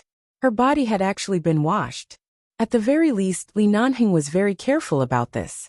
He wouldn't let her sleep uncomfortably with her body sticky all over. Li Nanheng wasn't in the bedroom. She opened the door and walked out, only to see the man sitting in front of the floor-to-ceiling window. The afterglow of the setting sun shone on his head, making his entire body glow. Hearing the sound of the bedroom door, the man turned his head slightly. Hearing the sound, Feng Ling looked at him for a moment and walked over. She was about to reach out to help him back to the sofa, but when she raised her hand, her expression froze. On her ring finger, there was a platinum ring. When she got up earlier, she didn't notice it. Now that she saw this ring, she was stunned for a few seconds and asked, "This ring? When the old man came over yesterday, he secretly stuffed it into my hand when he was in the kitchen." Speaking up to hear, Li Nanheng sighed with a smile. He also didn't let me tell the other 3 old men. Feng Ling looked at the ring on her ring finger and felt that this ring was very old. It should be a very expensive and popular platinum ring from many years, or even decades ago. Although it was a little old, she must have hired a craftsman to polish the surface of the ring until it was as smooth as new. It was clean, bright, and very beautiful. So this ring is the Li family's heirloom? Feng Ling asked teasingly. No, it's said that my grandfather and grandmother wore it when they got married. After the old lady passed away, no one noticed when the old man took off her ring and kept it by his side for so many years, Li Nanheng said mildly. After the old lady left, this ring was equivalent to the old man's life. Now that he asked me to hand this ring to you, I don't think he has any intention of completely binding me to the Li family. He is just apologizing to you and expressing the Li family's sincerity. Apologize for what? After Feng Ling finished speaking, she suddenly recalled how she was chased out of the base. She paused. After thinking for a moment, she said, I understand. With that, she leaned over and endured the pain in her lower body. She looked at the man sitting on the carpet by the window and reached out to show 2 in front of him. Li Nanheng, how many is this? The man searched for her voice and fixed his eyes in her direction. What? I said, how many is this? My hand in front of you. Feng Ling turned her fingers into 3. Li Nanheng. You still can't see it. Nonsense.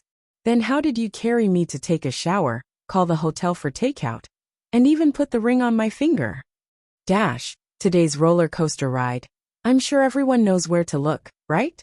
I'm frantically hinting that if it's not in the main account, everyone can directly go to the sub-account. In any case, there will definitely be one. Ching is really working hard to satisfy everyone, and then I'll ask for monthly votes.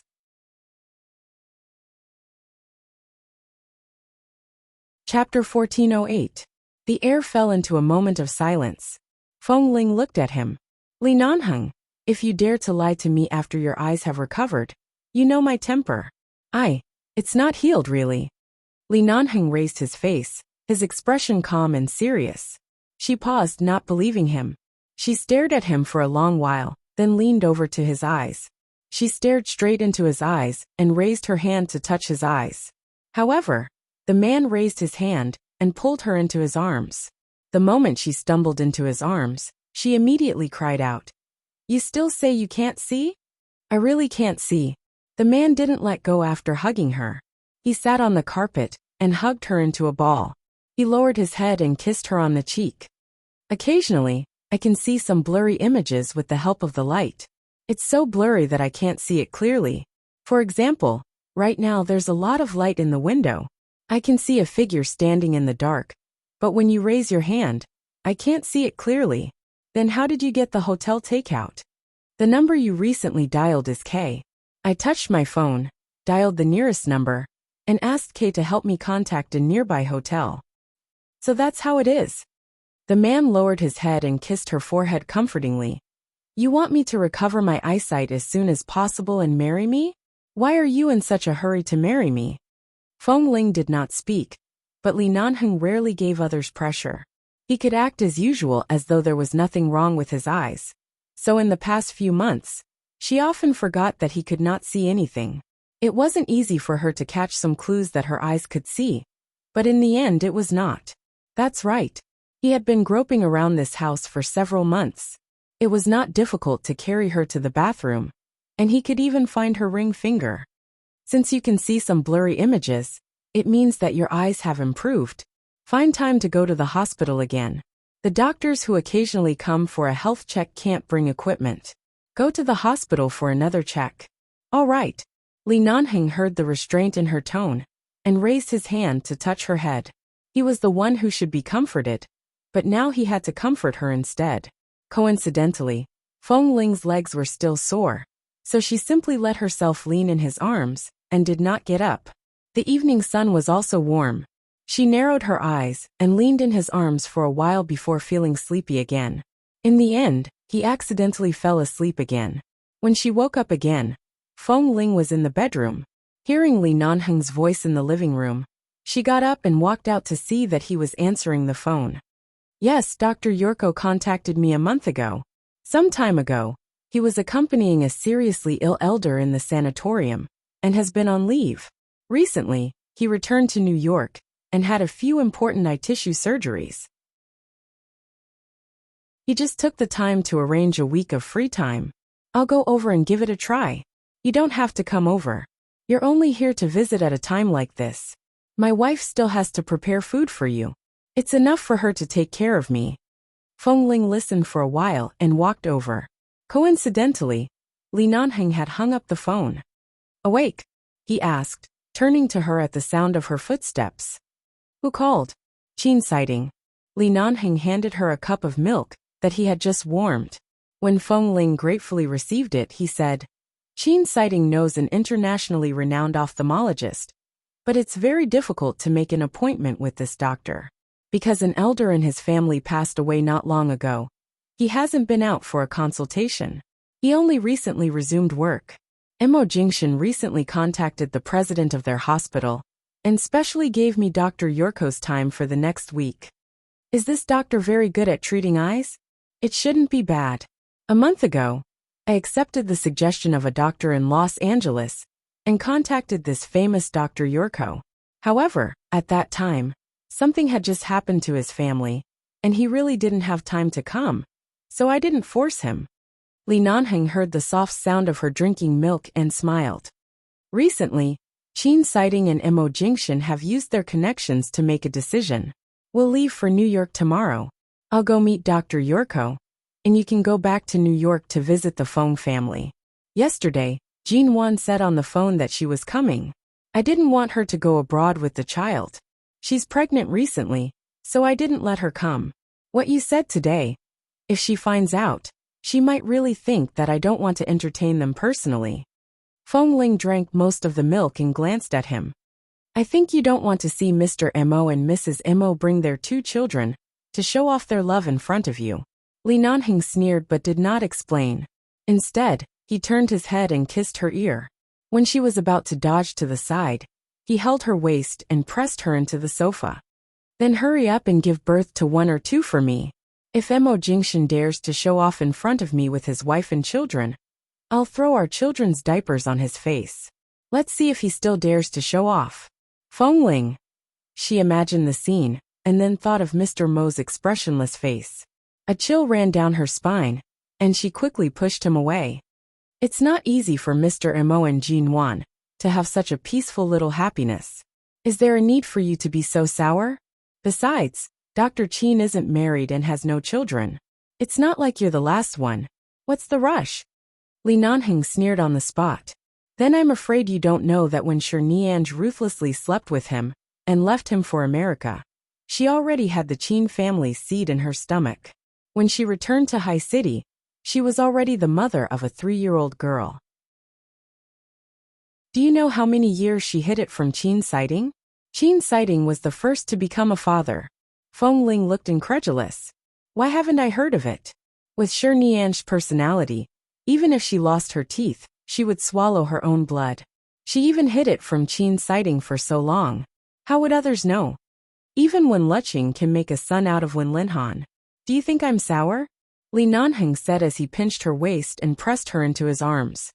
I'm already 30 years old. It's 31. Feng Ling still had the time to correct him. Li Nanheng's face darkened. So I've been by your side for so many years. I've had you in my heart since your chest was not fully developed. I've been treating you for more than 10 years, but in the end, I'm actually the last one to give birth to a child.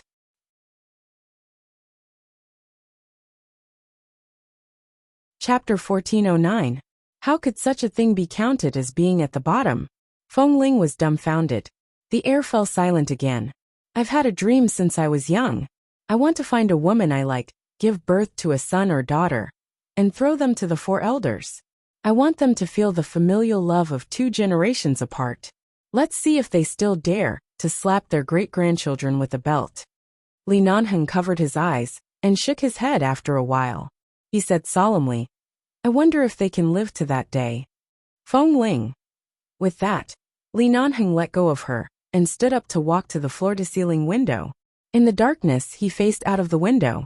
His back view was surrounded by a trace of heavy helplessness, tolerance, and forbearance, as though the man covered in blood in the Israeli River was slowly looking up at the sky with heavy footsteps. Then he symbolically shook his head to show that his heart was really very vicissitude. Feng Ling held her forehead and was defeated. Give birth, give birth. Didn't I not use any contraceptive measures last night? You've already put it in. I don't plan on taking any medicine. I'll just leave it to fate. If I'm really pregnant, I'll give birth. You agreed just like that? Qin Shuk looked in disbelief at Feng Ling, who had always been very calm when it came to relationships. She actually agreed to have a child. Feng Ling and Li Nanheng had already rushed from Los Angeles to New York for 2 days. Li Nanheng was still waiting for the surgery at Dr. York's place. This doctor was indeed very reliable. Yesterday, he only took a morning to confirm that he could be cured. He only needed to undergo a simple minor surgery. After the surgery, he could be discharged in about 4 to 3 days. This was equivalent to the week that Mr. Mo and Dr. Qin had fought for him. Li Nanheng could finish the eye surgery and return to Los Angeles after leaving the hospital. However, Li Nanheng did not ask her to stay in the hospital. He only told her to return to the Feng family, or Qin Shuk to wait for his news. Coincidentally, Qin Shuk knew that she had returned to New York, so she rushed to the hospital and brought Feng Ling back to the company. It had been a long time since she returned to the company. Right now, this place was no longer completely under her management. When Feng Ling entered, she even wore a mask to prevent the employees from recognizing her. She successfully entered Qin Shuk's office. After all, he's about to undergo eye surgery. He needs to be in a good mood during the recovery period. Besides, this kind of thing is up to fate. If I still take contraceptive pills at this time, I'm afraid he'll jump off the operating table and strangle me. Feng Ling sat on the sofa in the office and casually flipped through the company documents. After a while, she felt a headache. How did she survive in this pile of documents in the past few years? It was really not suitable for her. She would get a headache if she looked at it for a while, and her eyes would probably hurt if she looked at it for a while longer. Now that you're willing to stay by his side, he can't wait to dote on you like you're his sweetheart. How would he dare to pinch you? Qin Shuk chuckled. However, I suggest that you consider having a child after his eyes recover. Otherwise, he won't even be able to help the child change diapers. I'm not pregnant now. I didn't think too much about it. Besides, I'll be pregnant for 10 months. If I'm really pregnant one day, maybe if he's happy, the blood clot that oppresses the optic nerve will be stimulated away. As Feng Ling spoke, she put down the documents in her hands. In fact, she was just joking casually. She then said seriously, "Now I'm at the age to get married and start a family. In the past, I could squander a few more years because I was young. Now that I think about it, I'm really wasting my time. Li Nanheng is like a lone wolf. In this world, I'm afraid only you won't be completely swallowed by him. Ordinary people really can't suppress someone like him." "Really?" Feng Ling curved her lips and recalled that Li Nanheng had jokingly called her little wolf girl a few times. Wolves were loyal by nature, just like her loyalty to 11 Base and Li Nanheng. If she was destined to be with wolves since she was young, she really didn't mind having a little wolf cub with Li Nanheng. At this moment, Feng Ling's phone rang. The call was from the Feng family. She glanced at it and picked it up. Matriarch Feng's voice came from the other end of the phone. "Good granddaughter, you're back in New York, aren't you? Coincidentally, Grandma has something to tell you. Should we look for you? Or will you come home? I'm with Shook. I can go home directly." Feng Ling heard Matriarch Feng's voice. Although they had only known each other for a few years, she was still very close to this grandmother. Her voice became much gentler. "Is it something important?" "It's nothing much. It's mainly because the Wen family heard about little Momo and sent someone over to ask for the child. Although they're from the Wen family, didn't you say that Wen Lecheng specially handed the child to you and didn't send him back to the Wen family? This means that there's something wrong, so we didn't dare to hand the child over to them. Recently, the Wen family has been sending people over frequently. I'm worried. Coincidentally, you're back." Feng Ling was silent for a moment. "I understand. I'll go back later." "What's wrong?" Seeing that Feng Ling had put down the phone and was about to leave, Qin Shuk sat behind a pile of documents on the desk and looked up at her. "I'll go take a look at little Momo's problem.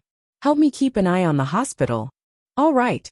If there's any news from Li Nanheng, he'll definitely contact you immediately." Qin Shuk gave her a Don T bulimia single expression. "The driver is downstairs. Don't drive yourself. Let the driver send you back." Feng Ling nodded and left. When she returned to the Feng family, little Momo was sitting in the small sand pile in the yard, playing with a small toy car. When he heard the sound of a car outside, he did not even look outside. He turned his head and shouted, "Great-grandma, there's a car." There was a servant guarding by the side. When she saw Feng Ling return, she quickly nodded at her. Feng Ling smiled and looked at little Momo. As expected, less than 2 minutes after he shouted, Matriarch Feng rushed out, as though she was afraid that the child would be taken away by some random person. When she saw it was Feng Ling, her expression relaxed. "You're back so quickly?" Feng Ling nodded and walked to little Momo. She leaned in front of the child and bent down to look at him. "Little Momo, it's been a few months. Do you still remember Auntie?" Little Momo finally lifted his attention from the toy car in his hand. The moment he saw Feng Ling, he was stunned for a moment before he grinned and jumped into her arms. "Sister. Io, my little ancestor, your hands are covered in sand. You haven't washed your hands." Seeing that Feng Ling's clothes were instantly dirted, the servant slapped her thigh and cried out. She rushed forward to pull the child away. "It's all right. There are clothes at home. I'll change later." Feng Ling picked the little thing up and lowered her head to kiss his face.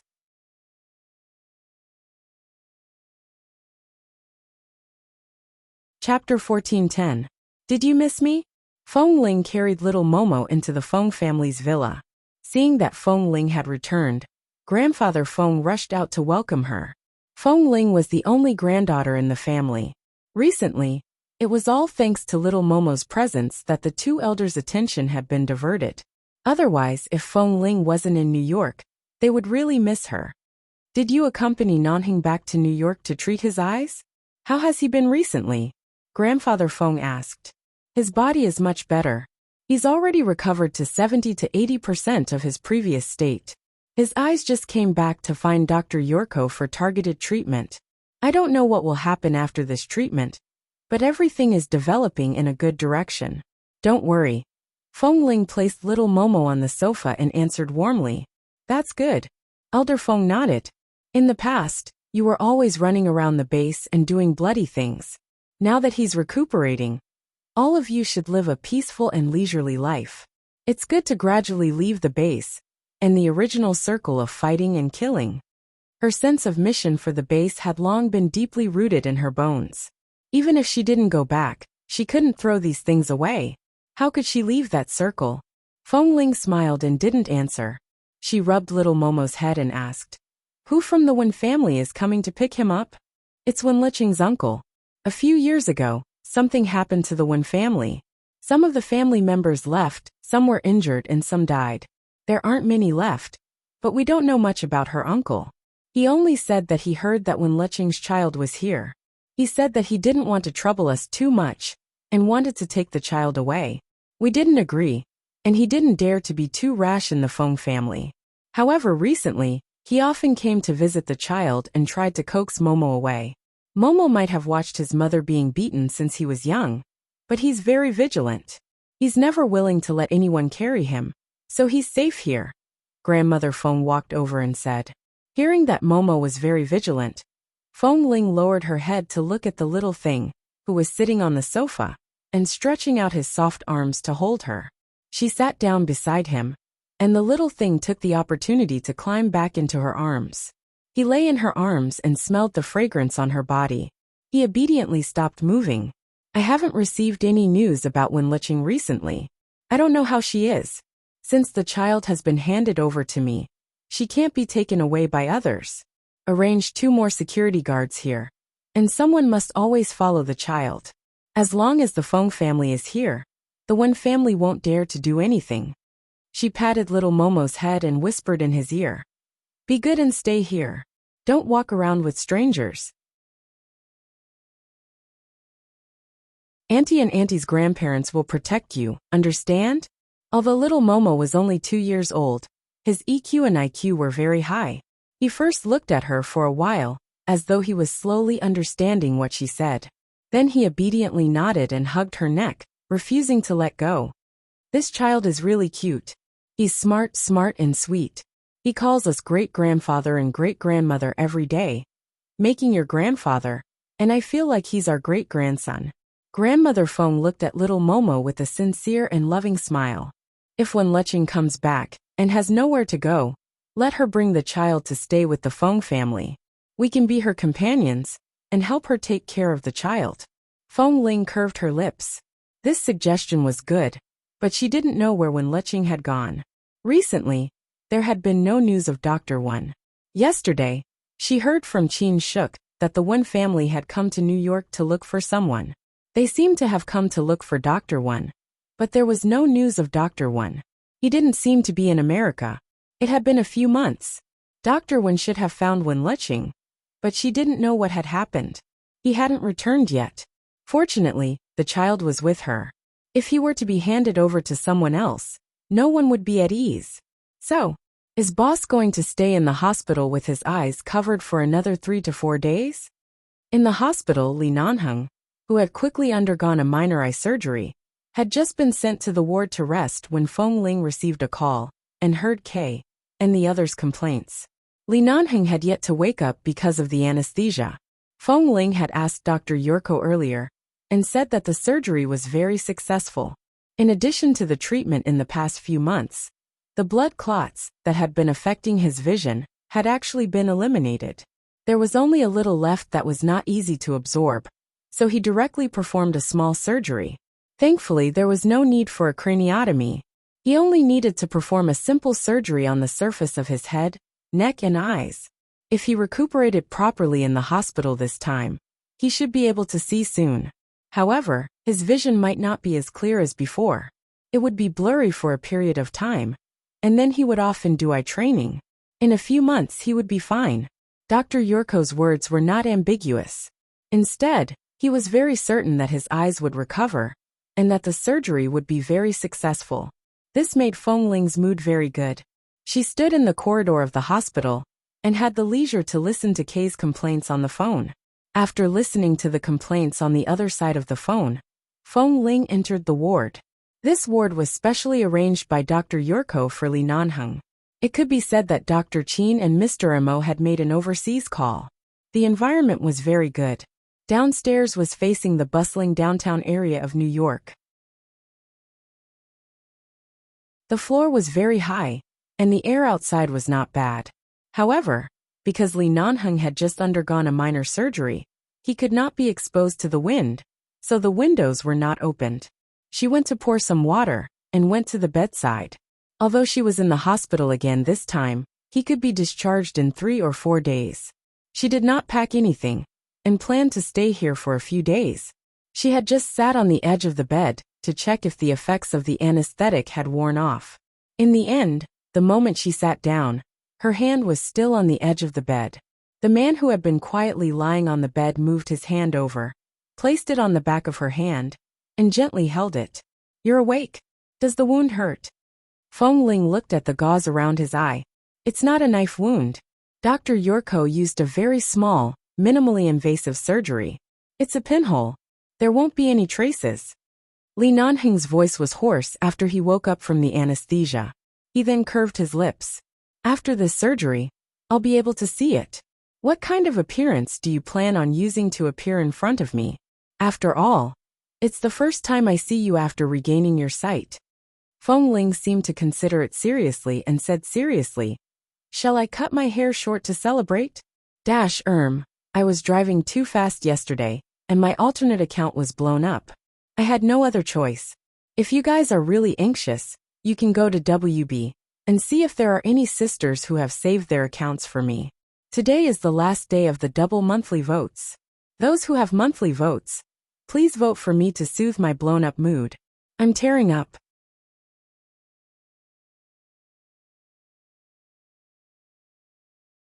Chapter 14:11. Li Nanheng seemed to have choked on his own saliva because of her words. He coughed twice and raised his hand, not knowing whether to laugh or cry. However, because the anesthetic had just worn off, his body could not move on its own. He only raised it a little before putting it down again. Feng Ling lowered her head and leaned in front of him. Li Nanheng took the opportunity to grab her long hair that had fallen down. His fingers gently wrapped around her hair, and he sighed slightly. "It's all good. Even if you really shave your head and appear in front of me, you're still my wife. You can't run away." Feng Ling chuckled and looked at his face. "The surgery has just been done. No matter how small the wound is, it still hurts. Don't move around. I'll stay here and not wander around. Rest well. After the recovery period is over, you can see the light again." "What's the probability of seeing it in a few days?" Li Nanheng asked. Feng Ling thought for a moment. He said it's a very high probability. He's very sure. No matter how low the probability is, there's still a chance of failure. Li Nanheng still gently held her long hair. "If I can't recover after this surgery, I'm afraid in the future." Before Li Nanheng could finish speaking, Feng Ling had already brought the cup to his mouth and placed a straw in the cup. "Don't talk so much. Drink some water." Li Nanheng stopped talking. After drinking a few mouthfuls of water, his lips looked much better. "Li Nanheng, there aren't so many ifs." When Feng Ling took the cup away, her expression was calm as she said calmly, "Just like when everyone thought you and Kay were dead, I said you were definitely still alive. Your eyes will also recover. Even if you really have to be blind for the rest of your life. If you dare to push me away like you did at Gorkin Farm, and refuse to acknowledge me, you can try." Perhaps sensing the threat in her words, Feng Ling was not a person who would casually speak harshly.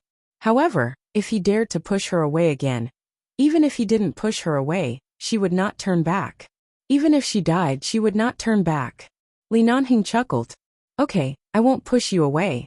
She gently massaged his arm, which was a little numb from the anesthesia.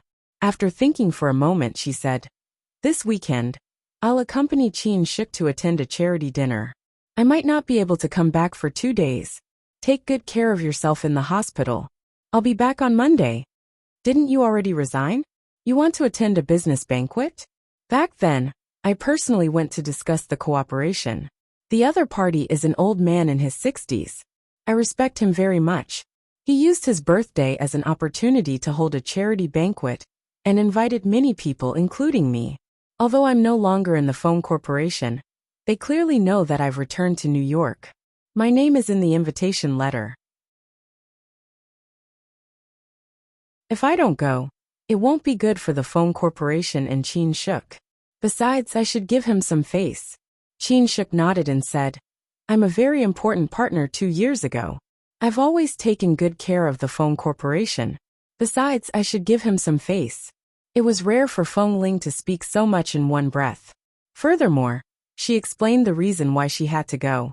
She was no longer as lazy as before, no matter what she did, and she was too lazy to look at others. Feng Ling, who had always been unfamiliar with the ways of the world, had now worked hard in the business world. No matter when, she would remember the people who had helped her. Does this old man have any marriageable sons, grandchildren, or nephews? Li Nanheng was silent for a while, deep in thought. A moment later, he suddenly asked. Feng Ling subconsciously answered, No, I think he only has a daughter. His daughter is almost 37 or 8 years old. She's still unmarried. She takes good care of me. She's a strong woman in the business world. Hearing this, Li Nanheng's expression relaxed a little. And then let's go. Feng Ling took a look at him and realized what he meant. Was he afraid that someone would send him a love rival? She couldn't help but laugh. It's just that she used to be friends with my grandparents. She knows that my parents got into an accident, and I've been homeless for too many years before I finally returned home. She's very kind to me, so she's helped me a lot. It's not what you think. It's best if it's not. If it is, it doesn't matter. Not to mention that I can't see. Even if I'm disfigured, you'll still be loyal to me. Those men outside won't have a chance, Li Nanheng said without blushing or panting. Feng Ling held her forehead. 3 days later, on the weekend, in the banquet hall on the first floor of a Royal 7-star hotel in New York, Qin shook and Feng Ling walked into the red carpet hall side by side. The two of them had their own companions today, and did not bring any other male companions or secretaries. Suddenly, 2 natural beauties walked in at the same time. For a moment, the hall became much livelier, and many single men came forward to greet them. In this world, it's said that women are materialistic, but men are just as realistic. Qin shook took the goblet with a smile, and clinked glasses with the single men who came to greet her. At the same time, she deliberately turned around and stood in front of Feng Ling, to prevent Feng Ling from being too cold and embarrassing. At the same time, she gave Feng Ling a look, and the two of them spoke quietly. Although Feng Ling had been in the business world for a few years, when Jean Wan and Little 8 appeared in England, she usually learned from the back. After returning to China, she had Qin shook as her companion, so every time there was such an occasion, she didn't have to go up to clink glasses and smile. This kind of thing was really easy for Qin shook, this lively little woman, to do. However, only Feng Ling knew that Qin shook was the kind of beauty who could talk and laugh on the surface, and even dared to talk about one-night stands. But in fact, after the social interaction ended and she turned around, there would definitely be no more smile on her face. She was actually very conservative and calm, so even now in front of others, this Qin shook seemed to be a glib-tongued woman who knew more than men, but her private life was actually very clean. Feng Ling also casually picked up the goblet that the waiter brought over. She placed it in her hand, and was not in a hurry to drink it. She looked at the men who Qin shook deliberately blocked, and gave her a, "You really understand me" look. Then the two of them continued to walk in. Qin shook smiled at the men who came to greet her from time to time, and looked at Feng Ling with a smile. People were indeed very realistic, just as she had said. In the past few years, the Feng Corporation's foundation was on the verge of collapse. Feng Ling and Qin shook tried their best to support the Feng Corporation, but everyone could see that they were in a precarious situation. Not only would they not lend a helping hand, but they would also watch coldly from the side. At that time, when the two of them came to attend such a banquet together, they mostly received cold glances. Those eyes were filled with, "Who are these two? Where are they from? I've never heard of them. I don't know them."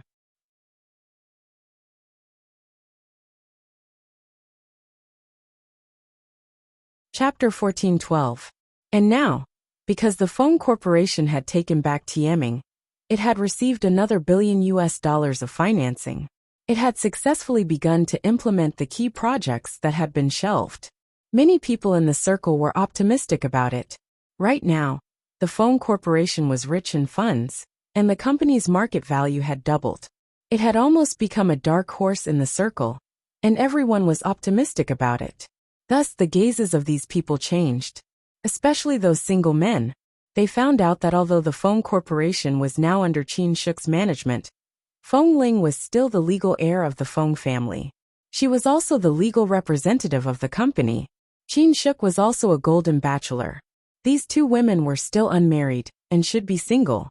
They had long been tempted by them, and rubbed their palms together, wanting to hook up with them. Back then, those financing and shelved projects were all prepared when you were still around.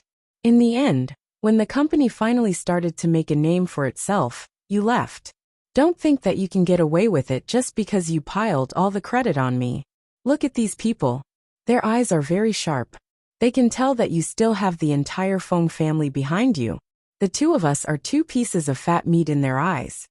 Qin Shuk turned her head to Feng Ling and lowered her voice. Feng Ling smiled lightly. I'm almost out of this circle. How fat can I be? That's different. As long as you don't get married and announce to the world who your man is, these people won't give up, Qin Shuk said as she leaned close to her ear. As Qin Shuk spoke, she leaned close to her ear. Back then, there were some rumors between you and Li Nanheng that reached these people's ears. But after so long, they didn't see any splashes. They only thought that the two of you had a temporary marriage, and had long separated. Now, this group of people even said that they wanted to go to the Feng family to be their son-in-law. Feng Ling raised her brows slightly. Is that so? Seeing her calm expression, Qin Shuk knew that every time she told her about all kinds of gossip and interesting things, she would get this kind of response. The topic would always be interrupted. She waved her hand in boredom. Forget it. It doesn't matter if you announce it to the world or not. Anyway, you only have him in your heart from beginning to end. You won't even look at other men. Why should I worry here? At this moment, someone came over to greet her. As usual, Qin Shuk blocked them and personally went up to clink glasses with them, leaving Feng Ling to enjoy the peace alone. Feng Ling held the wine glass and turned around. From the corner of her eye, she suddenly caught a glimpse of a familiar figure. As expected, the tall man with a mixed-race face turned around without hesitation the moment he saw her. Miss Feng. When the man walked over, there was still some surprise in his eyes. Obviously, he really didn't expect to meet her here.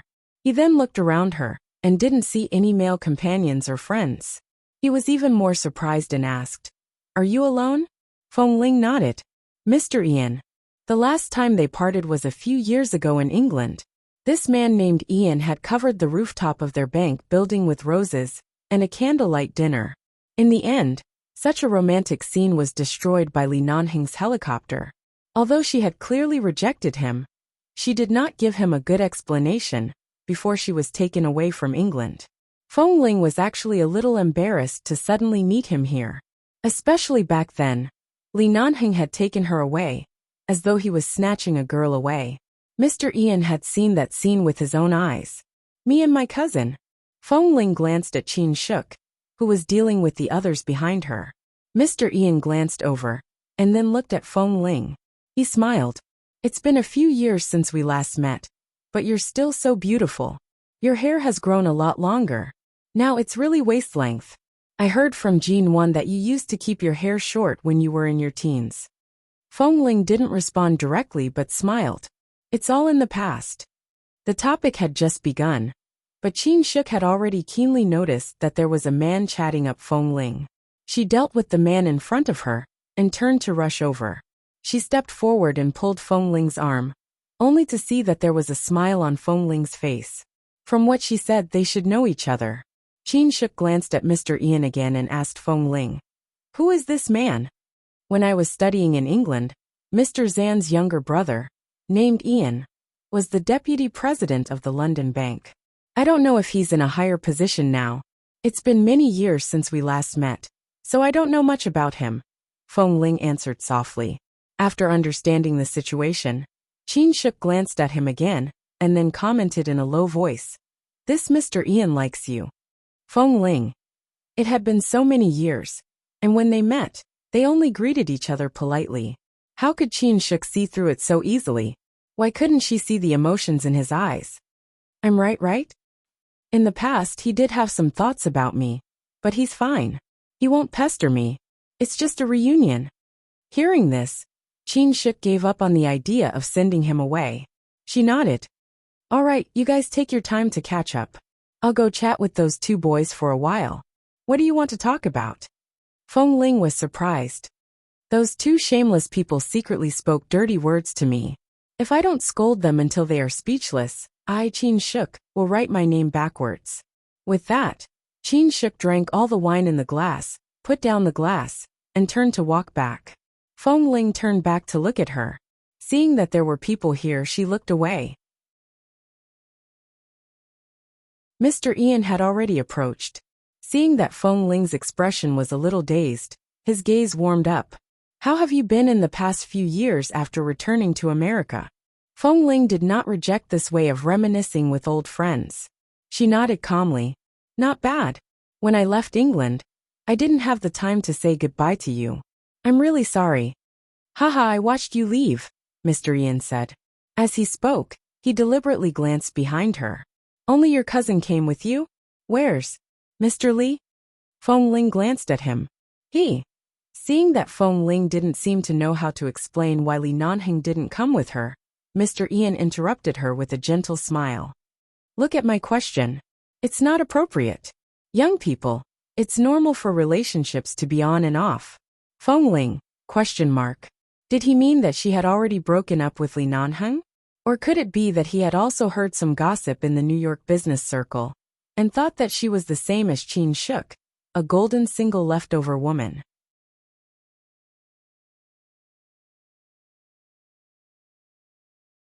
Chapter 1413. It's rare for Mr. Ian to come to America as a guest. Are you here to discuss financial cooperation? Feng Ling asked. Yes. Is this your first time in America? Not really. I've been here a few times before, but this is my first time in New York. Seeing that Feng Ling would take the initiative to chat, Ian's gaze became much gentler. He looked at her with the same expression as when he was in England. Feng Ling curved her lips and said without changing her expression, Since it's your first time in New York, you're not familiar with many things here. So it's better not to take the gossip in the New York business circle seriously. What do you mean? I mean the rumors about me among these people. Feng Ling's voice was calm and indifferent. Feng Ling's voice was quiet and indifferent. Whether it was back in England or now, I've never been single. Before she could finish speaking, there was a sudden commotion outside the banquet hall. Hearing the voice, and seeing that the people around seemed to be talking about something, Feng Ling instinctively turned her head. When she glanced at the door of the banquet hall, she saw a familiar figure walking through the crowd. Soon, he entered the bright banquet hall from the ink-like night. Today, in order to accompany Qin Shuk, she was wearing a deep V-neck black gown. It was sexy, but it did not expose anything that should not be exposed. When she turned around, she held the hem of the dress with one hand and held a goblet of red wine with the other. Her gaze shifted slightly and landed on that person. The surroundings were still filled with laughter and toasts. Everyone's eyes were filled with extravagance. Feng Ling's gaze landed on the person's eyes. She saw the man's figure clearly and found that he had accurately discovered her direction. His gaze was directed at her and met her eyes across the sea of people. Without hesitation, he strode over from the crowd. When she was sure that his eyes were really looking at her, and that his deep eyes were dark and bright, no longer unfocused but focused on her, Feng Ling's heart tightened and then pounded violently. Mr. Li, is that CEO Li? It seems like I haven't heard any news about CEO Li for a long time. When did CEO Li come to New York? Do you know about any partners related to the Li Corporation? I'm not sure. I haven't heard any news about Mr. Li recently. There were whispers around, but Feng Ling stared at Li Nanheng's eyes and tightened her grip on the goblet countless times. He could see. Today is the weekend. Didn't Dr. Yorko say to discharge you tomorrow? Will he be discharged tonight? Before she could react, the man had already approached with a familiar cold aura. He was still cold and didn't want to look at others. He stepped forward and glanced at her. Why didn't Qin Shik come with you? Leave you here alone. As soon as he finished speaking, Li Nanheng decisively took off his black suit jacket and draped it over her shoulders, covering all the sexy and fair skin on her v-neck gown that should not be seen by others. At the same time, he held her with his long arms, silently declaring his ownership of her. Oh my God, Li coughed, cousin-in-law. Did you specially kill your way here from the hospital? Qin Shik reacted to what had happened and quickly leaned over. However, because Li Nanheng was here, his aura made her habitually shrink to the side. She did not dare to get too close and only whispered, How could I leave her here alone? I was quarreling with two scumbags just now, okay? The distance between Feng Ling and me is less than 3 meters. Besides, she's so good at martial arts. If anything happens, she'll be the one to protect me. How useful can I be with her? The word cousin-in-law successfully reduced the coldness in Li Nanheng's eyes. He glanced at Qin Shik as though he was praising her for being sensible. However, Feng Ling was unable to speak for a moment. The people around them were all talking about it. After all, there seemed to be something fishy going on between the second miss of the Feng family and Li Nanheng. It had been rumored in the circle for a while, but no one mentioned it since there was no news. She didn't expect it to be true. Putting on clothes in public and hugging her, it was clear that their relationship had reached a certain level. Furthermore, they were arrogant and calm. There was no need to hide it in public. The moment Ian saw Li Nanheng, a flash of surprise flashed across his eyes. Then he seemed to understand what Feng Ling wanted to say. Although it was a little awkward, fortunately, nothing too awkward happened. He only smiled. Mr. Li, nice to meet you. Li Nanheng glanced at him with a fake smile, but did not even look him in the eye. He did not reply. He only raised his hand to touch his wife's hair, and said in a low voice that only she could hear. Didn't you say you wanted to cut your hair short to help me welcome the new light? In the end, you're dressed so sexily, and with long hair fluttering in the wind for other men to see? Feng Ling's eyelids twitched and she glared at him. I just casually wore a gown, and Qin Shik ordered it for me. I just wore it. Casually? It's indeed casual for you to wear so little. I feel like my head is turning green when I'm lying in the hospital. Thankfully I came in time. Otherwise, this Englishman would probably bring you to the rooftop to lay roses. As Li Nanheng spoke, he glanced at the deep V-neck on her chest with disdain, and tightened the suit jacket on her body. He wished he could help her button it. Li Nanheng, you can see now and think you're capable, right? You. Feng Ling wanted to scold him, but she held it in. For a moment, she couldn't care less about the gazes of everyone around her. She stared at his eyes for a long time, and saw that there were only tiny needle holes around his eyes. There were indeed no obvious wounds, but because he had just passed the postoperative recovery period, his eyelids looked a little whiter than usual, and his double eyelids looked much bigger after being applied with the medicine. In fact, they were just swollen, but when this man's eyes were swollen, only his double eyelids were a little bigger. Those who didn't know would think that he had just woken up, and there was nothing unusual. In addition, he had gained a lot of weight recently, so he was indeed not much different from before. Thus, she paused and continued to stare into his eyes. Can you really see? Li Nanheng glanced at her. I can still see you smiling happily at another man just now. Do you think I should go back to being blind? Feng Ling.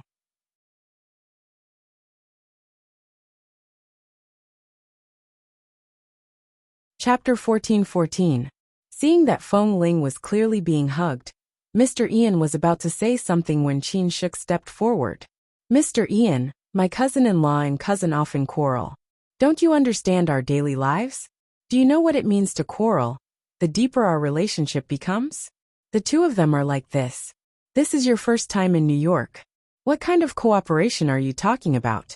Come, let's chat for a while. Ian's brows moved. He glanced at Qin Shik, and was dragged away by her. Before Feng Ling's expression changed because of his words, Li Nanheng hugged her even more tightly. He lowered his head and whispered in her ear. I just took off the gauze. My vision is still a little blurry, but it doesn't affect my normal life. The moment I opened my eyes, I rushed over. I planned to support my wife, but when I came in, I saw you standing with that Englishman. Feng Ling immediately rolled her eyes at him. Don't be jealous. I just met him. I was just greeting him. Li Nanheng did not intend to say anything more to Ian. He lowered his head to look at her trembling eyelashes, and immediately understood her current emotions. His eyes had just recovered from the postoperative recovery period, and he had come over. Li Nanheng, who had regained his light, was not used to facing him.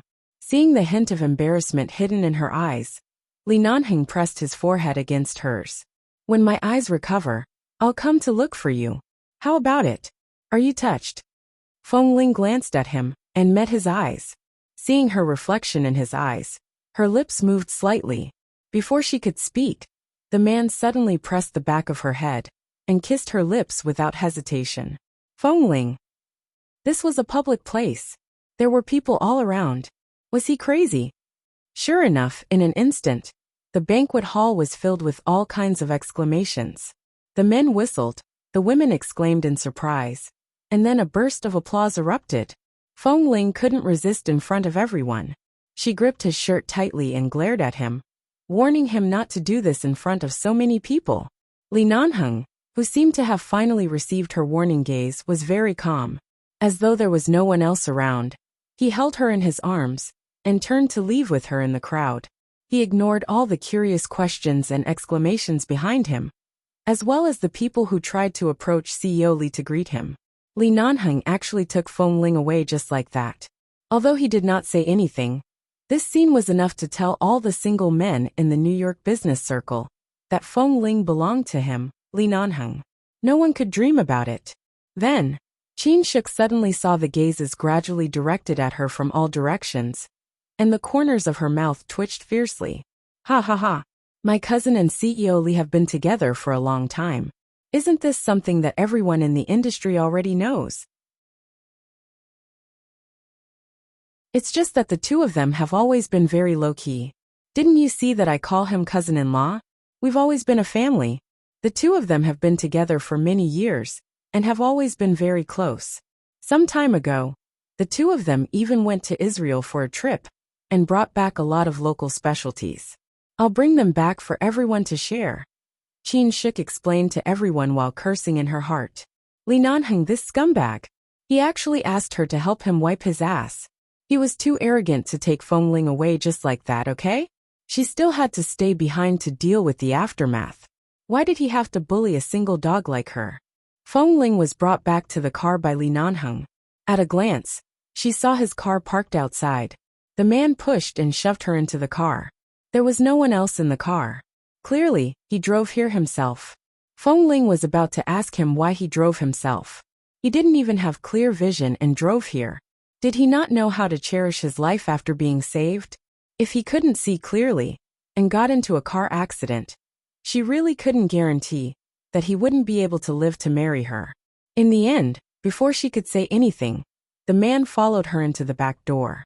After closing the door with a bang, he pushed her heavily inside, pressed her down, and kissed her hard on the lips. You, Li Nanheng, you. Feng Ling was a little dazed by his sudden passionate kiss.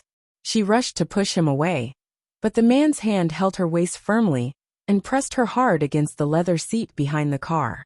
Like a wolf that had been hungry for a long time, he kissed her hard, kissed her, sucked her, and even nibbled her.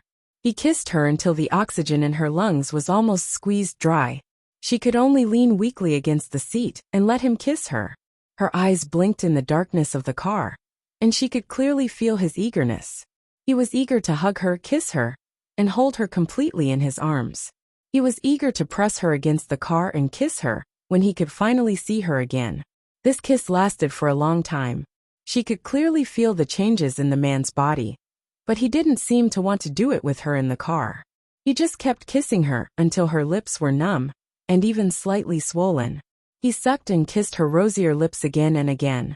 When he felt that her body had softened, the man finally stopped kissing her. He held her firmly in his arms, buried his face in her neck, and said hoarsely, "So fragrant." No matter how spacious the car was, with a tall man like Li Nanheng squeezing in from the back, it still seemed a little small. In this space, Feng Ling's face was slightly hot. She moved slightly, but she was still imprisoned in his arms. He held her very tightly. At the same time, she felt his breath on the side of her neck. He even used his lips to rub the artery on her neck, as though if she dared to move or struggle out of his arms, he would not hesitate to kiss her neck or bite her. Before Qin Shuk handed this gown to me, she seemed to have placed a bottle of perfume in the closet, causing the smell of perfume to come out of the clothes. Feng Ling's voice was a little hoarse. After being kissed for so long, her voice was no longer as calm and clear as usual. Instead, it was so soft that it made one's blood surge. "It's probably the smell of perfume." "No, it's the smell of your body." The man kissed her neck. He knew that if he left a hickey here, she would probably ignore him for the entire night. So he reluctantly moved the kiss to the soft flesh under her ear and gently sucked it. Because of the man's action, Feng Ling's entire body trembled. She held back her moan and almost cried out. Her shoulders trembled and her voice was hoarse. "Don't."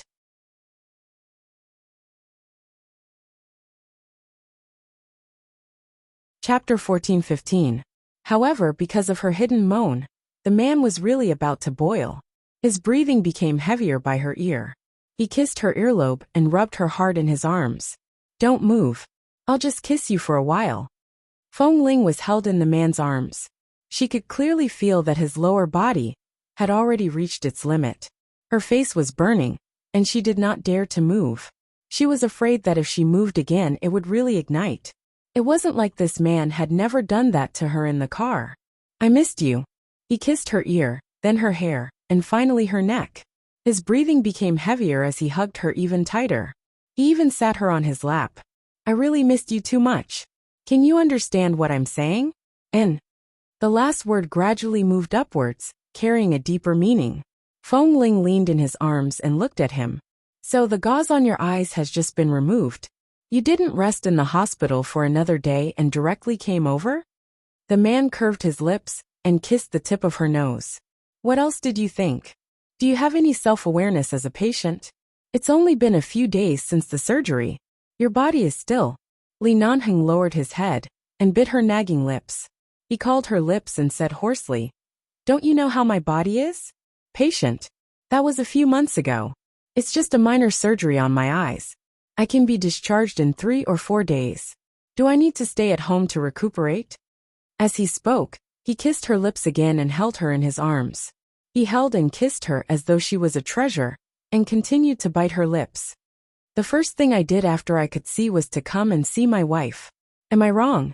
All right. You're right. Why don't you bring a pair of glasses out to block the wind? Even if your eyes are completely healed in the future, if you end up crying at the sight of the wind, let's see who can treat you." Feng Ling couldn't be bothered to argue with him. She reached out and searched the car for a long time. She found a pair of sunglasses in the glove compartment and put them on for him. Fortunately, when he came to New York, he also asked someone to drive this car over. This pair of sunglasses was the one he wore when he brought him to the supermarket. Since then it had been left in the car. "It's so late. Should I wear sunglasses?" Li Nanheng felt that the sunglasses were a hindrance and raised his hand to take them off. "Don't take it off. Your eyes shouldn't be exposed to the wind now. Dr. Yorko said that after you leave the hospital, you have to recuperate well. At least for a month." Seeing that her eyes were much fiercer, Li Nanheng raised his eyebrows and put down his hand. "All right, let's go back first." "Back to where?" "Go home." The man lowered his head and rubbed his nose against the tip of her nose. "I don't want to smell disinfectant in the hospital ever again."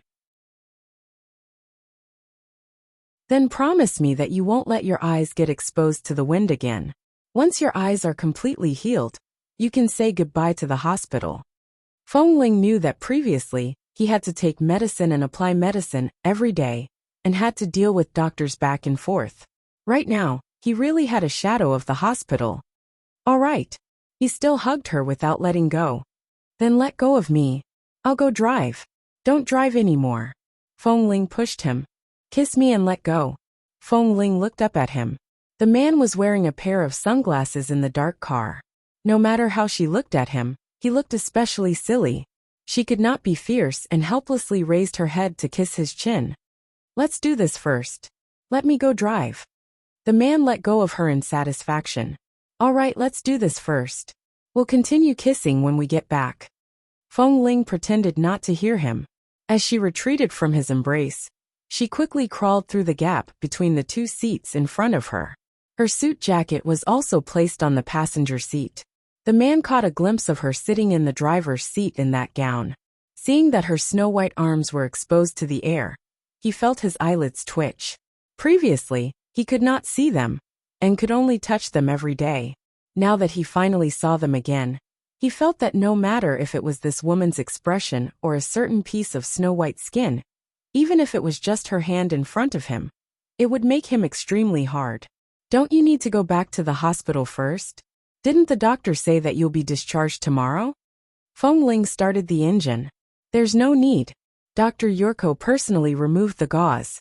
He's recovering very well. He can go home directly.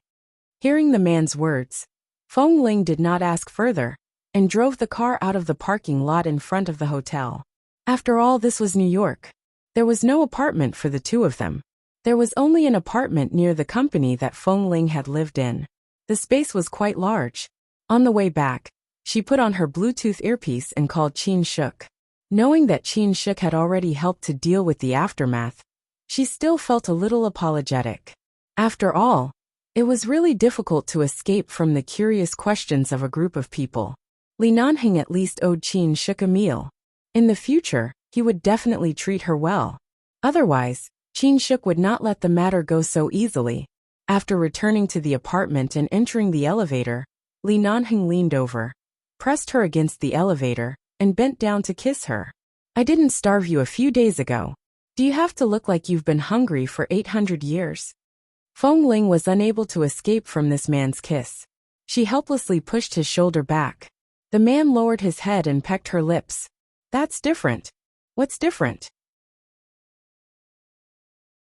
Seeing and not seeing are completely different, Li Nanheng said as he pulled her into his arms. As Li Nanheng spoke, he pulled her into his arms again. When the elevator stopped, he brought her out of the elevator. The moment the door opened, Li Nanheng pushed her into the door. He was clearly very anxious. However, after entering the door, Feng Ling had just raised her hand to turn on the lights. Before she could take off her shoes, the man suddenly picked her up by the waist and carried her into the bedroom. She was about to say that it was his first time coming to her apartment in New York, and that he was not familiar with the environment here.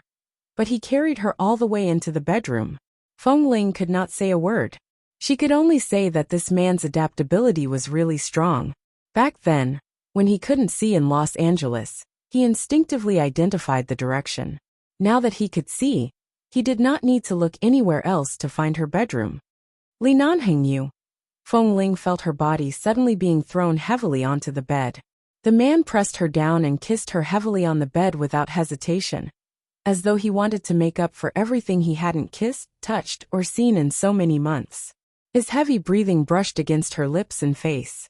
He pulled open the zipper hidden at the waist of her gown, and pulled it off without hesitation.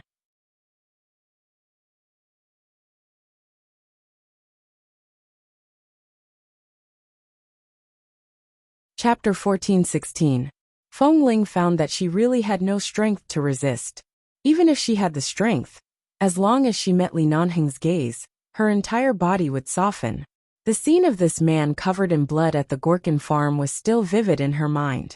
Now he was finally standing in front of her. The wounds on his body had healed, and his eyes could be seen. Her heart skipped a beat. While the man was focused on undoing their clothes, she raised her hand and touched the corner of his eyes. She then slowly stroked the corner of his eyes to the space between his brows. She then moved down bit by bit and stroked his eyelids. The man did not say anything. Because of her actions, he pinched her hand and kissed the back of her hand, palm, and fingers.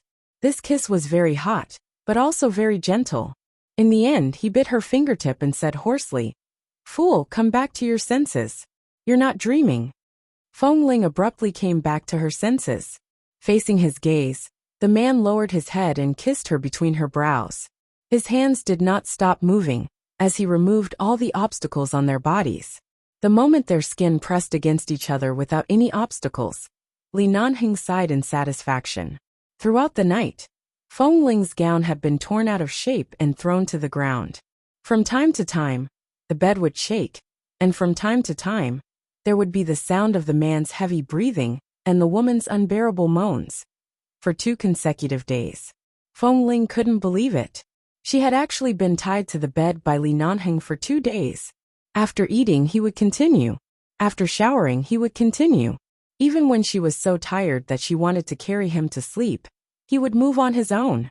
After 2 days, no matter how good Feng Ling's stamina was, she was already seeing stars. Several times, she wanted to beat him up, but she couldn't beat him. In the end, she didn't know if she had fallen asleep or fainted from exhaustion.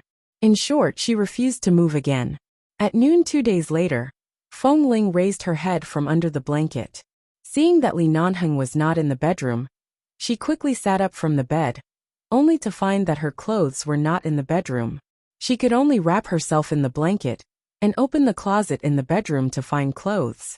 When she walked out of the bedroom, she still felt a little weak. When he went out, he noticed that the light in the living room was a little dim because the lights were not turned on. When he looked outside, he saw that it was raining outside. This kind of weather made people lazy, and there was no need for her to go out. She rubbed her messy hair and was about to pour herself a glass of water when she suddenly heard a ding from the kitchen. Then, the tall man walked out of the kitchen, holding a glass of warm milk in his hand. Come here, have a glass of milk. Feng Ling didn't know how long she had slept, but it must have been more than 10 hours. Right now, her stomach was empty, and because of the weather, she felt a little cold. Glancing at the milk in his hand, she walked over, picked it up, and took a sip. It was still a little hot. She moved the glass away a little, wanting to drink it later. At the same time, she looked at the man who was in a particularly good state of mind. His hair was clean and neat, and she met his gaze. Li Nanheng, it's indeed worth celebrating that your eyes have recovered. But isn't the way you celebrate too unreasonable? There's still a long way to go. Do you need to spend 2 days to take my life? She complained as she turned around with the glass of milk. However, the moment she turned around, the man smiled and pulled her back into his arms. At the same time, he raised his hand to help her stabilize the glass that almost fell from her hand. He lowered his head and kissed her cheek. I'm proving that I'm not hurt at all. Your man is your man. Whether you can see or not, you can only lie down obediently. Feng Ling's temples throbbed because of his words. She had really given him the cold shoulder for too long in the past. This man's desire to conquer her was always very strong, especially in bed. He definitely did not give her any face like he usually did. It was definitely from the perspective of conquering and being conquered. Feng Ling tilted her head slightly to avoid his kiss, but the man did not let go of her. He kissed her a few more times on the face, and in the end, he stood there and hugged her. At the same time, he kissed her ear. I haven't seen you for a few months. My wife has become prettier again. Feng Ling, can you not be so sour?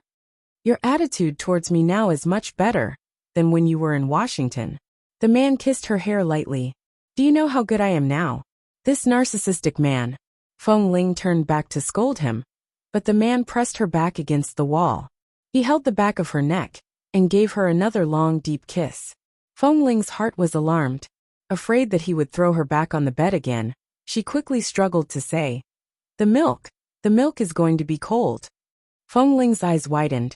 The man finally let go of her and touched the cup in her hand. It's still a little hot. Drink slowly. Feng Ling answered blankly and quickly retreated from his arms. She stood by the side and drank the milk. In the past, she didn't like to drink this, but after returning to the Feng family, the servants always asked her to drink a cup before and after bed. Later, she gradually got used to it. Now, she would drink it occasionally. When Li Nanheng couldn't see, he would occasionally ask her to drink more milk. Right now, she didn't really dislike the taste of milk. Instead, she quite liked it. After finishing the cup of milk, she looked at the empty cup in her hand and asked, "You can see now. Do the elders of the Lee family know about this? I haven't informed them yet. If they find out now, they'll probably tie the two of us back to get married and have children in 24 hours. Feng Ling, I really want to get married on the spot, but I can't make you feel wronged. We have to find a good place and have a grand wedding. You've been wronged enough since you were young. I don't want to give you such a big regret when you get married." As the man spoke, he reached over and rubbed her hair. He glanced at her. Long hair is really different from short hair. What's the difference? Before Feng Ling could recover from the grand wedding he mentioned, she was attracted by his words again. When your hair was short, it felt very obedient. I always wanted to hold you in my arms, kiss you, hug you and coax you. He touched her hair again, and then looked meaningfully at the remaining milk stains on her lips. He said, "When I touch your long hair, I really want to throw you back on the bed and have another 2 days and 2 nights. Hit me gently." Li Nanheng, who was suddenly slapped down by Feng Ling, turned green. "I'm still an injured patient. Why are you so heavy-handed?"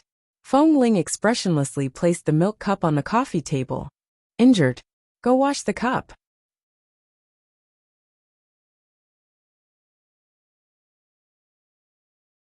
Chapter 14-17. Li Nanheng walked back with the empty milk cup. After washing the cup clean, he walked out and saw Feng Ling standing in front of the window. Outside the window, it was raining and thunder was rumbling. But inside the window, it was as warm as spring. To him, it had been too long since he last saw her. He missed her so much. 2 days and 2 nights was not his limit. If it weren't for the fact that she really couldn't take it anymore, he probably wouldn't have left the bed. But just by looking at her back, Li Nanheng felt that what he said when he touched her hair was not a lie. He really wanted to throw her back onto the bed. It was rare for her to recover from a serious illness, and it was rare for her to see. Li Nanheng walked over and pulled her into his arms. He lowered his head and kissed her ear. "What's wrong? You're busy taking care of me every day. Are you used to it? Now that you suddenly don't have to do so many things, are you not used to it?" "No, I just want to sleep now." Feng Ling's waist and legs were still sore, and the weather outside was not suitable for going out. Looking at the heavy rain outside, the raindrops kept hitting the window. It was as though they had once struggled step by step in the rain of bullets, and finally reached a life where they could safely stay behind the window. This inexplicable peace of mind, as well as the sudden hug from the man behind her, gradually softened Feng Ling's heart. Feeling the softness of the woman in his arms, Li Nanheng kissed her ear, and then her cheek. He turned her around bit by bit, from her eyebrows to the tip of her nose, to the corner of her lips, and then to her chin. He kissed her neck and whispered, "I can see your eyes now. I can see all your expressions." His words were actually referring to something. This was because Feng Ling's current state of mind was completely different from before she went to Israel to look for him. At that time, she often kept a straight face and was too lazy to talk to him. She kept a distance from him. Even if they had a one-night stand in the resort, she would still choose to look at him coldly the next day. She would get into the car and leave without looking back. But now, she had worked so hard to find him, and had stayed by his side for several months. It had been at least 4 months, if not half a year. She was no longer the Feng Ling, who was used to putting on a cold face in front of him. She was made of flesh and blood, and he was in her heart. Although Li Nanheng did not mention anything about the Gorkin farm in the past few months, he did feel guilty. At that time, it was also a downpour. That rainy night, she guarded outside for a long time. He refused to see her, but she did not leave. Her entire body was drenched before she was called in by Dr. Mona and Carrie. At that time, even though she had changed her clothes, when she carefully held his hand by his bed, her hand was still very cold. She did not catch a cold on the spot. She could only say that her good health was good.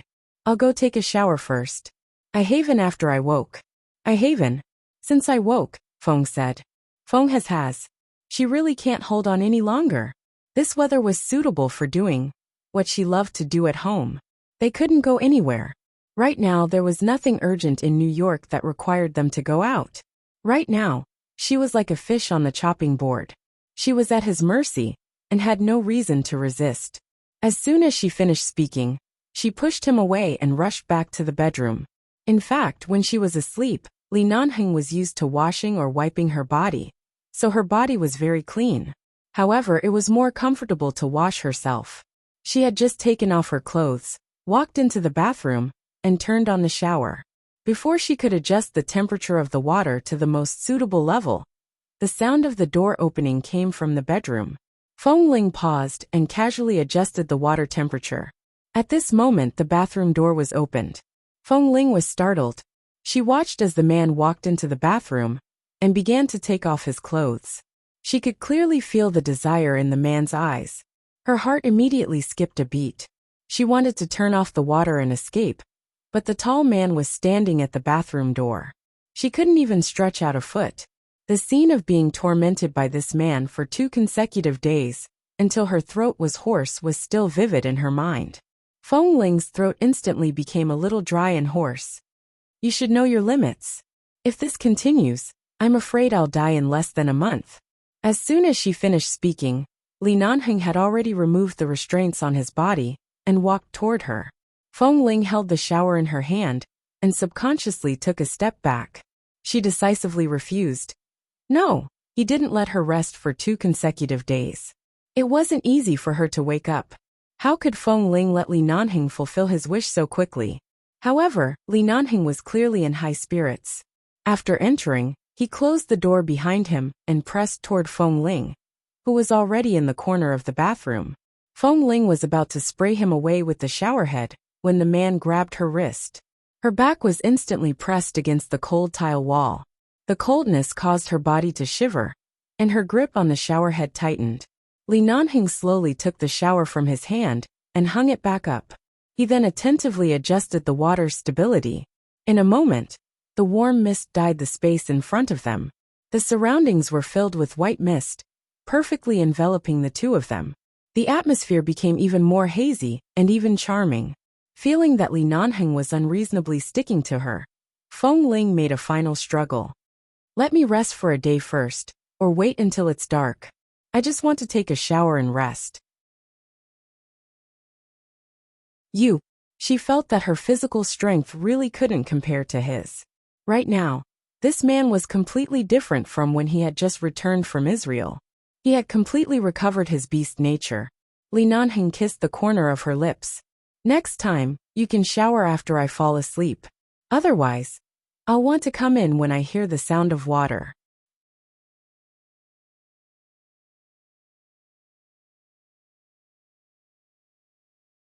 Chapter 14:18. Feng Ling felt the water droplets flowing down her collarbone. The man's kiss also moved down, and her entire body could not help but tremble. Li Nanheng's hand groped around her waist and abdomen, then he held her face again.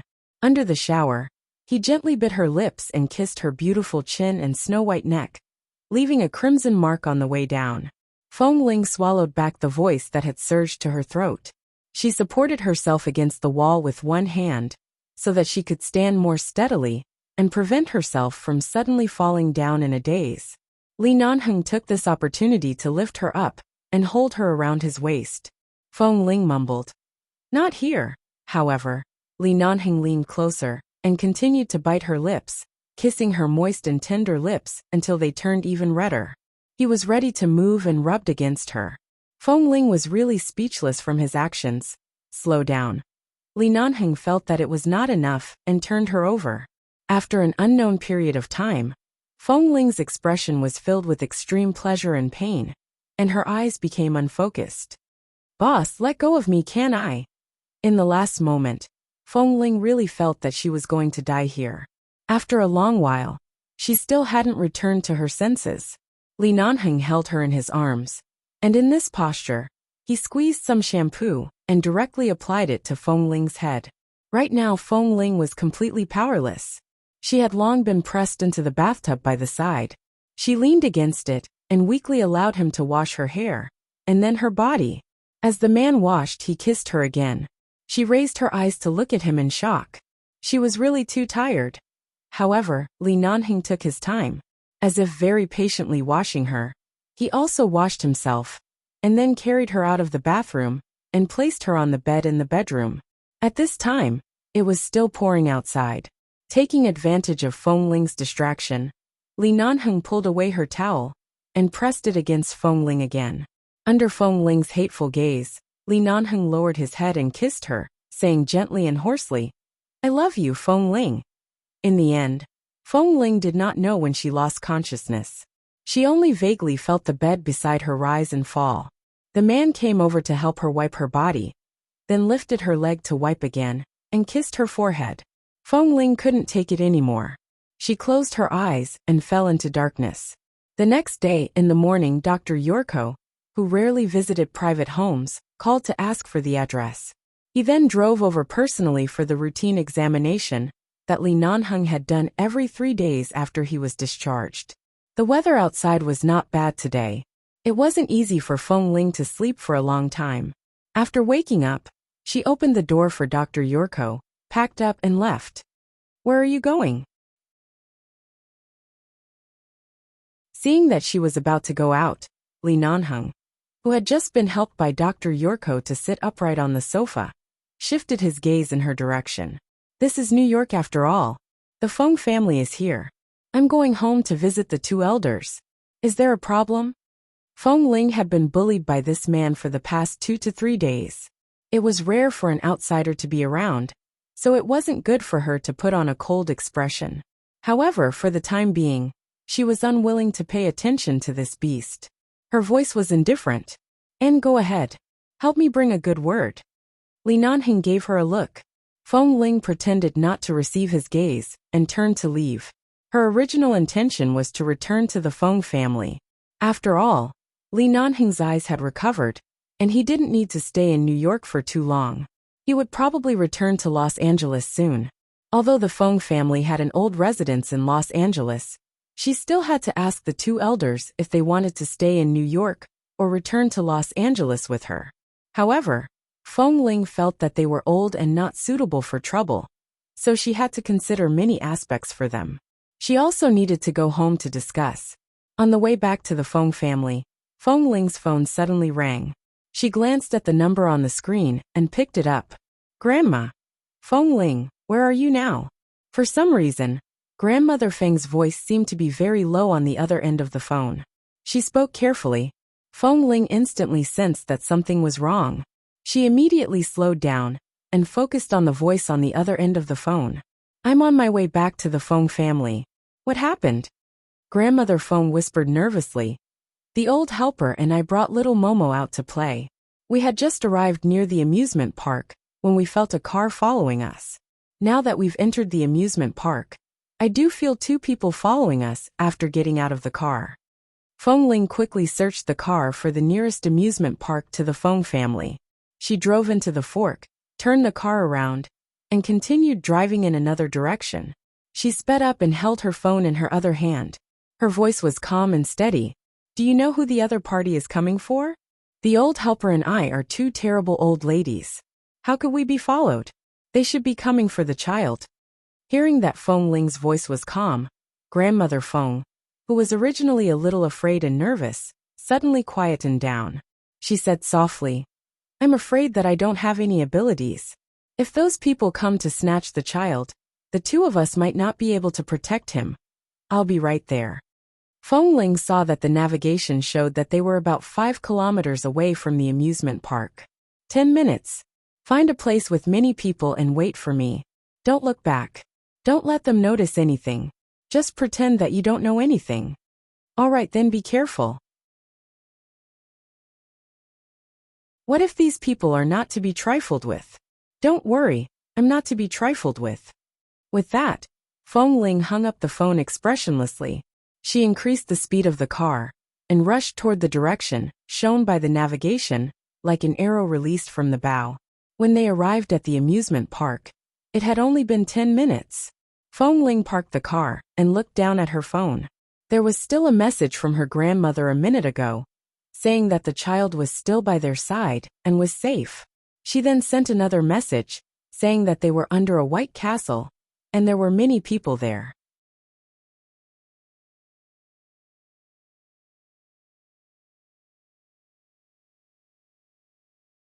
Chapter 14:19. As expected, old Madame Feng and the old servant pulled little Momo to the place with the most people. The two of them squatted down from time to time to tease the child, and did not look around to show any nervousness. Thankfully they cooperated well. Feng Ling walked over with relief. When she passed by them, she did not stop but slowed down her footsteps.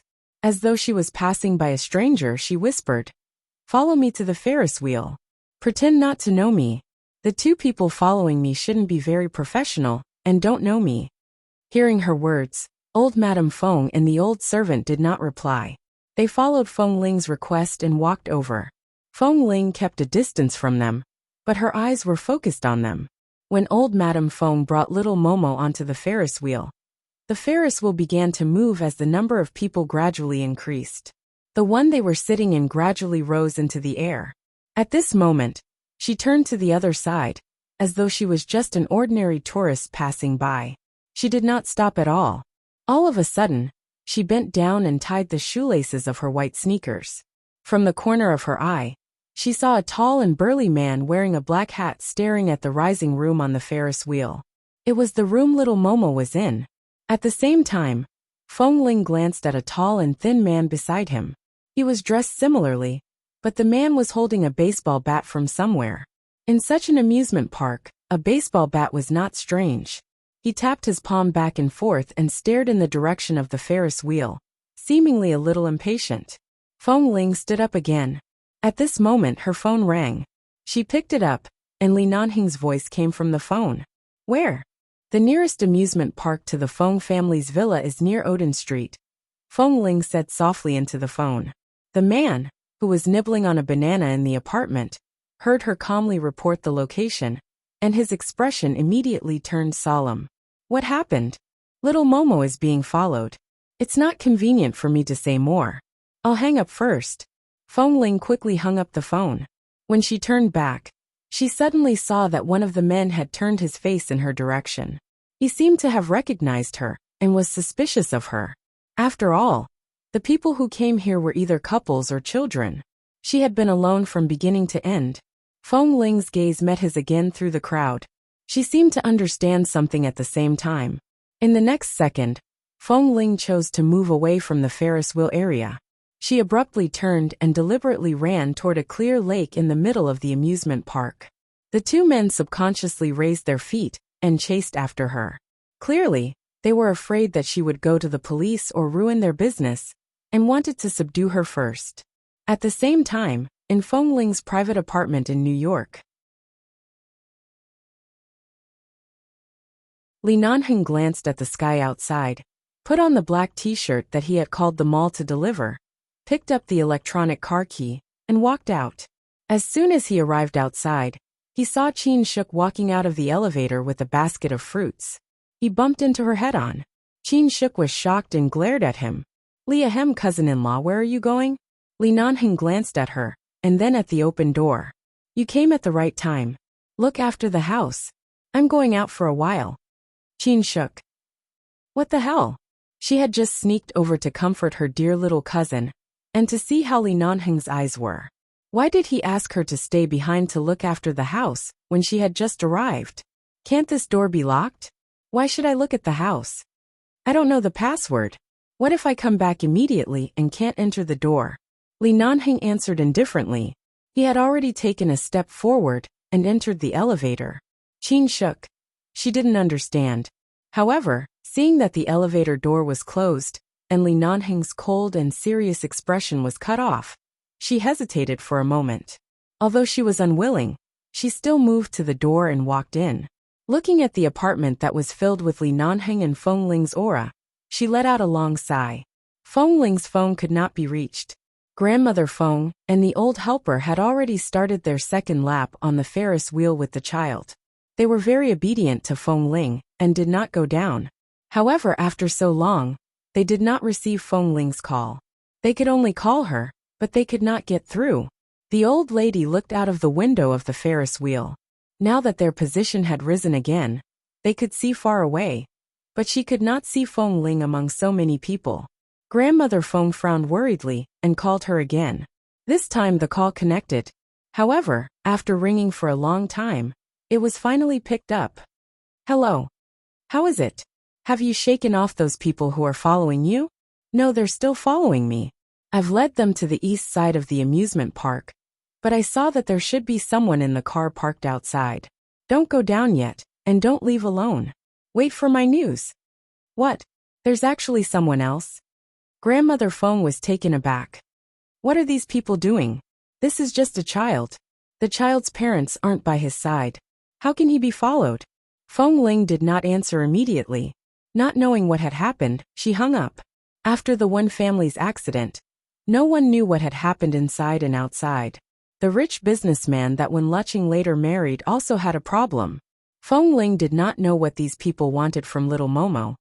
But at least if these people really took the child away, little Momo would definitely be scared out of his wits. Such a young child could not be easily taken away and used. Feng Ling put her phone back into her pocket and looked forward. On the east side of the amusement park, there was a row of tall walls. Inside the walls, there was a row of stained glass with various children's drawings. The glass reflected the figures of the two men who were chasing after her. They were following so closely. It seemed like they recognized her. Did these people not know where she used to be? Did they not know enough about the Feng family's internal affairs?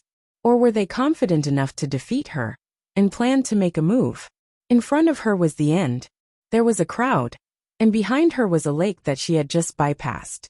Feng Ling looked at the direction in front of her and glanced at it. She quickly walked into the cobblestone path. Her footsteps were fast but smooth, making it difficult for the two tall and strong men to chase after her. Feng Ling did not stop at all. She walked into the small forest in the depths of the cobblestone path. At the same time, she untied the clothes around her waist and put them back on. As she walked, she gently moved her wrists and continued forward with a burning gaze.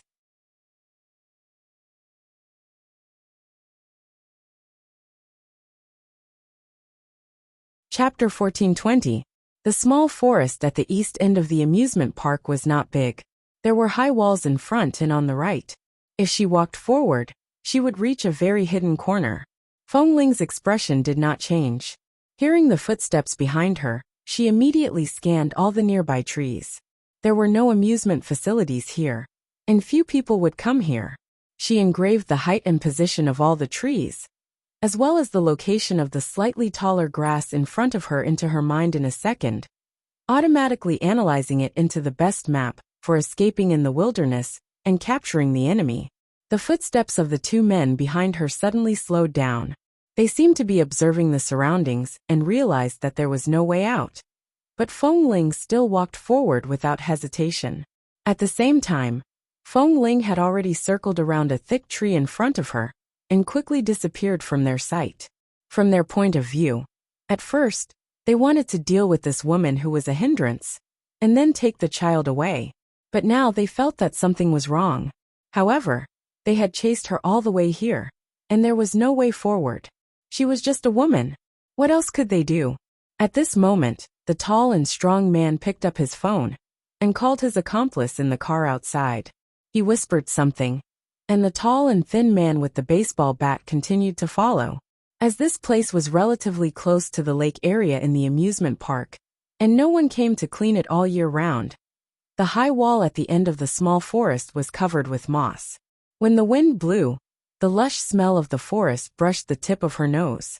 Feng Ling accurately found the place with the most moss on the wall, and the cleaner place. She rushed forward, raised her hand and pressed the wall. She nimbly stepped up and jumped up the high wall. A few seconds later, the two people who caught up also sped up, but because they were in too much of a hurry, they didn't notice that there was so much moss on the wall. Suddenly, a muffled scream came from the ground.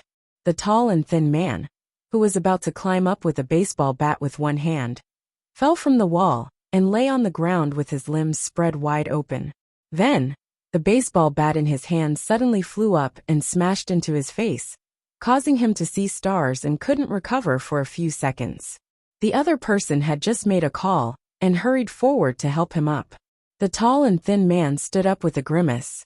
He turned around and spat a mouthful of blood on the ground. F***ck, the baseball bat hit his own mouth. His gums were about to split. This woman has some skills.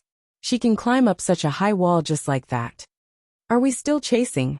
Chase that child. Ask them to come and take the child away.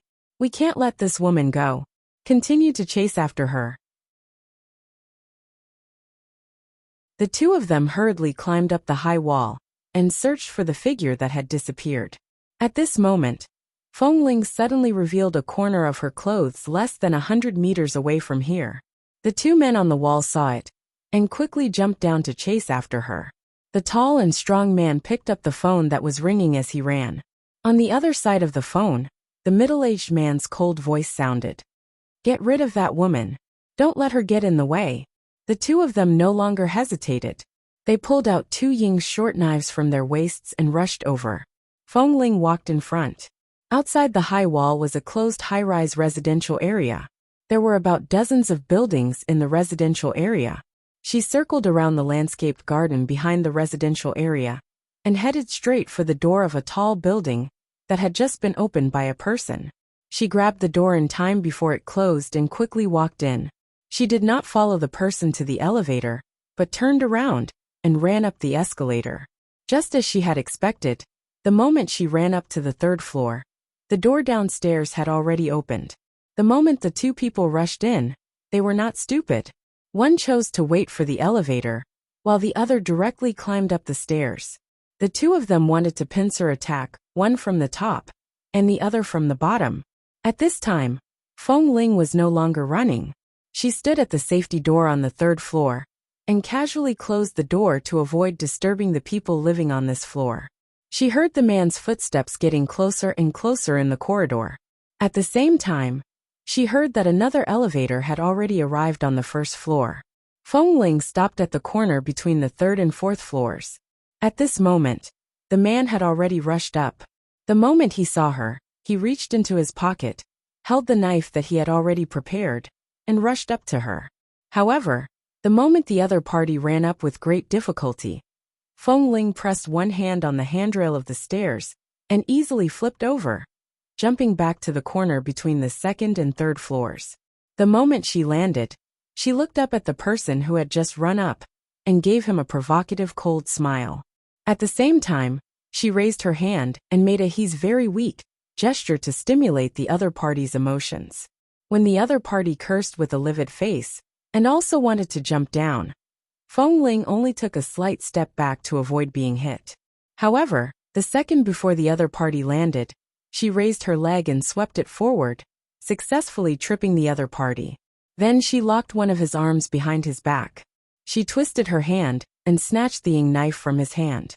She raised her leg and kicked the back of his knee. The tall and strong man, who was probably twice as heavy as her, cried out in pain and knelt to the ground. At this moment, another tall and skinny man, who had already taken the elevator upstairs, quickly came down from the 6th or 7th floor, with a baseball bat in his hand. When he heard his partner's screams, he quickened his pace and rushed to this floor in a few steps. The moment her gaze met Feng Ling's, Feng Ling kicked the man's wrist away. As he staggered to his feet, she quickly picked up the knife on the ground. As usual, she pressed it against the staircase railing and easily flipped and jumped. She had already landed at the junction of the first and second floors. She then turned and rushed out. After opening the door and rushing out, Feng Ling first circled to the back of the building and glanced at the nearest building. At the same time, she saw two large trucks by the side that should be used for moving. Generally, cars were rarely allowed to enter this kind of enclosed community unless it was for moving. According to normal thinking, it would be more suitable to hide behind another building. But she didn't want to hide, so she went to the back of one of the cars. Taking advantage of the fact that there was no one beside the car, she climbed up and jumped into the car with a lot of furniture. She then squeezed into the wardrobe and refrigerator box. Her phone quietly lit up in her pocket. Earlier, She had already turned it to silent. She looked down and saw that it was a call from Li Nanheng. It was not convenient for her to answer it now, so she did not take out her phone.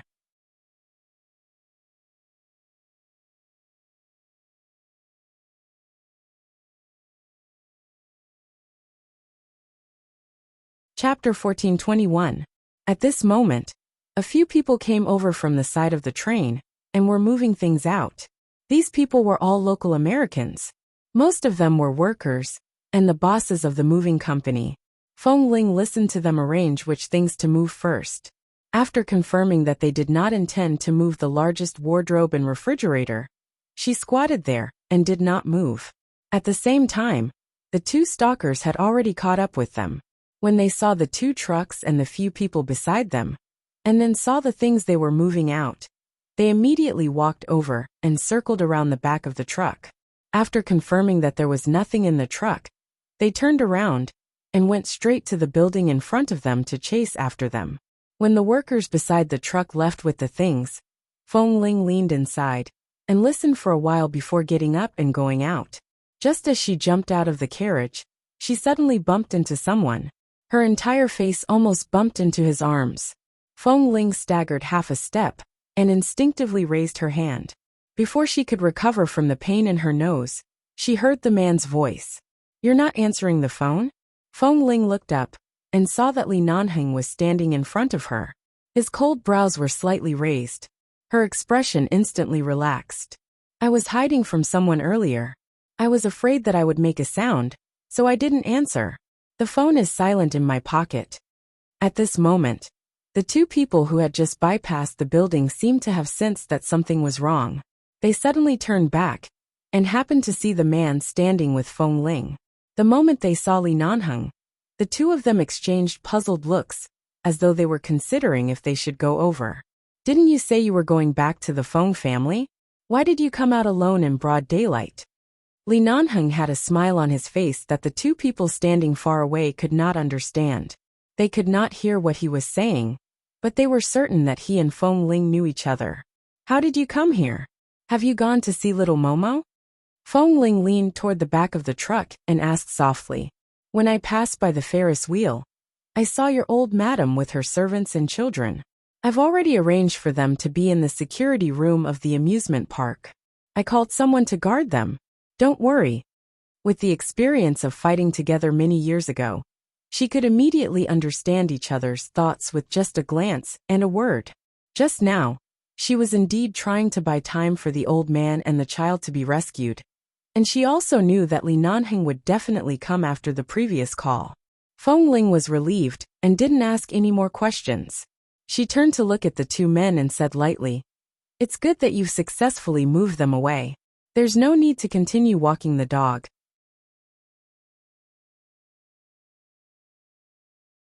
You can start killing." Li Nanheng glanced at her, and Feng Ling also turned to look at him. They looked at each other tacitly. When she looked up, she saw the black light in the corner of the man's eyes. She knew that the man's eyes were really gradually recovering.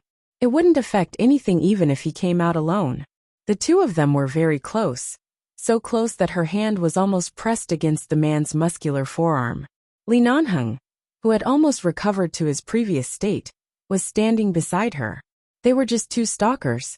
What was there to hesitate about? Feng Ling turned to look in that direction. Not far away, the man holding the baseball bat received Feng Ling's gaze, and immediately sized up Li Nanheng warily. He clenched the baseball bat in his hand, and did not dare to act rashly. "How? Do you want a fat one or a thin one?"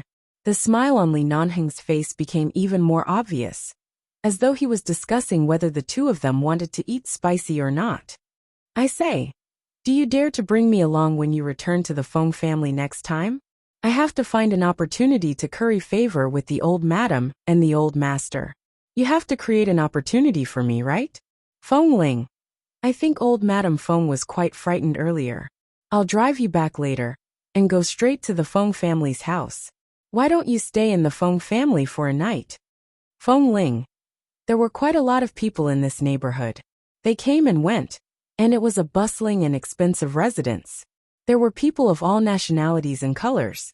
Everyone was rushing out or rushing back. At this moment, Li Nanheng raised his hand and put it around her shoulder. He smiled and lowered his head to kiss her cheek. Feng Ling was about to dodge, but the man held her firmly. He kissed her cheek again and again, then pressed his lips against her hair, until her body was completely in his arms. Facing the two of them, Li Nanheng glanced at the baseball bat in the man's hand more than 10 meters away. "What did you bring?" His lips were pressed against her ear.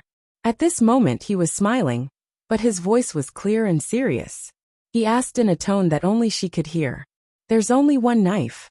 I snatched it from them." Feng Ling remained motionless in his embrace. Li Nanheng hugged her tightly in his arms. At the same time, he seemed to want to leave with her in his arms. He turned around with her. At this moment, Li Nanheng's phone rang in his pocket. He stood on the spot and picked up the phone, exposing his back to the two people who were about to pounce on him at any moment. "It's Xiaosu." Li Nanheng hung up the phone and kissed Feng Ling's ear. He asked if he needed to come to New York to pick us up. At this moment, they were standing in the middle of the crowd in the neighborhood. The drivers in the two trucks did not know what had happened. They got out of the car and lit a cigarette. Li Nanheng glanced at them and walked over. "Brother, can I borrow a cigarette?" For a moment, Feng Ling didn't know if he was addicted to smoking or something. She quickly reached out to pull his hand back and whispered with her brows pressed down. "You're not allowed to smoke. You haven't smoked in the past few months. If you quit, then quit. Why are you still smoking?" Li Nanheng lowered his head to look at her and smiled. "If you say that you want me to quit smoking and drinking in order to have a healthy child, I promise that from now on, I'll wear a mask when I go out. I won't even smell secondhand smoke." In the end, you ran out to walk the dog alone. You don't have the self-awareness of being a mother at any time. Can't you stop? Feng Ling. I'm doing this for little Momo's safety. I don't want to fight and kill every day. Li Nanheng lowered his head to look at her. Feng Ling held his strong arm with one hand and placed the other in her pocket, holding the Ying knife. The two dogs behind saw that the two of them really looked like a couple. First, they kissed and hugged each other. Then, they seemed to have said something to each other, and their expressions became much more restrained. In fact, on the phone earlier, Xiaosu, who already knew about the situation in New York, asked, "Boss, do you need reinforcements?" Li Nanheng answered, "Send someone to send old Madame Feng and the child back to the Feng family safely." "Don't you need reinforcements?" Li Nanheng did not answer. He hung up the phone because the two dogs approached.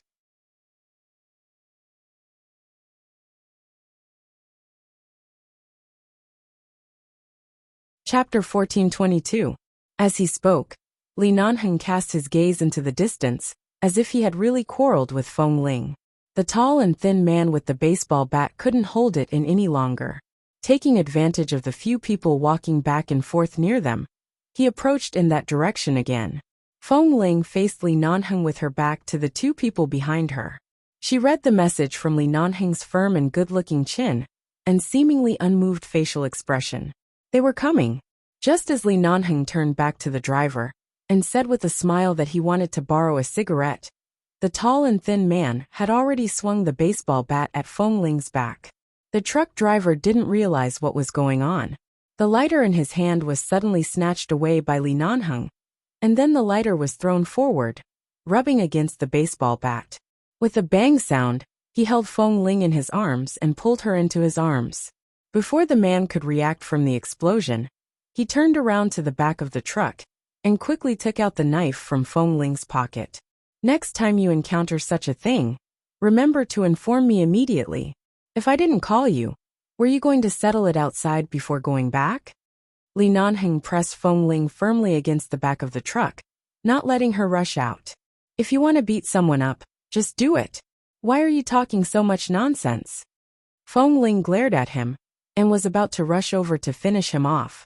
However, as soon as she moved, she was quickly pressed back by the door of the truck.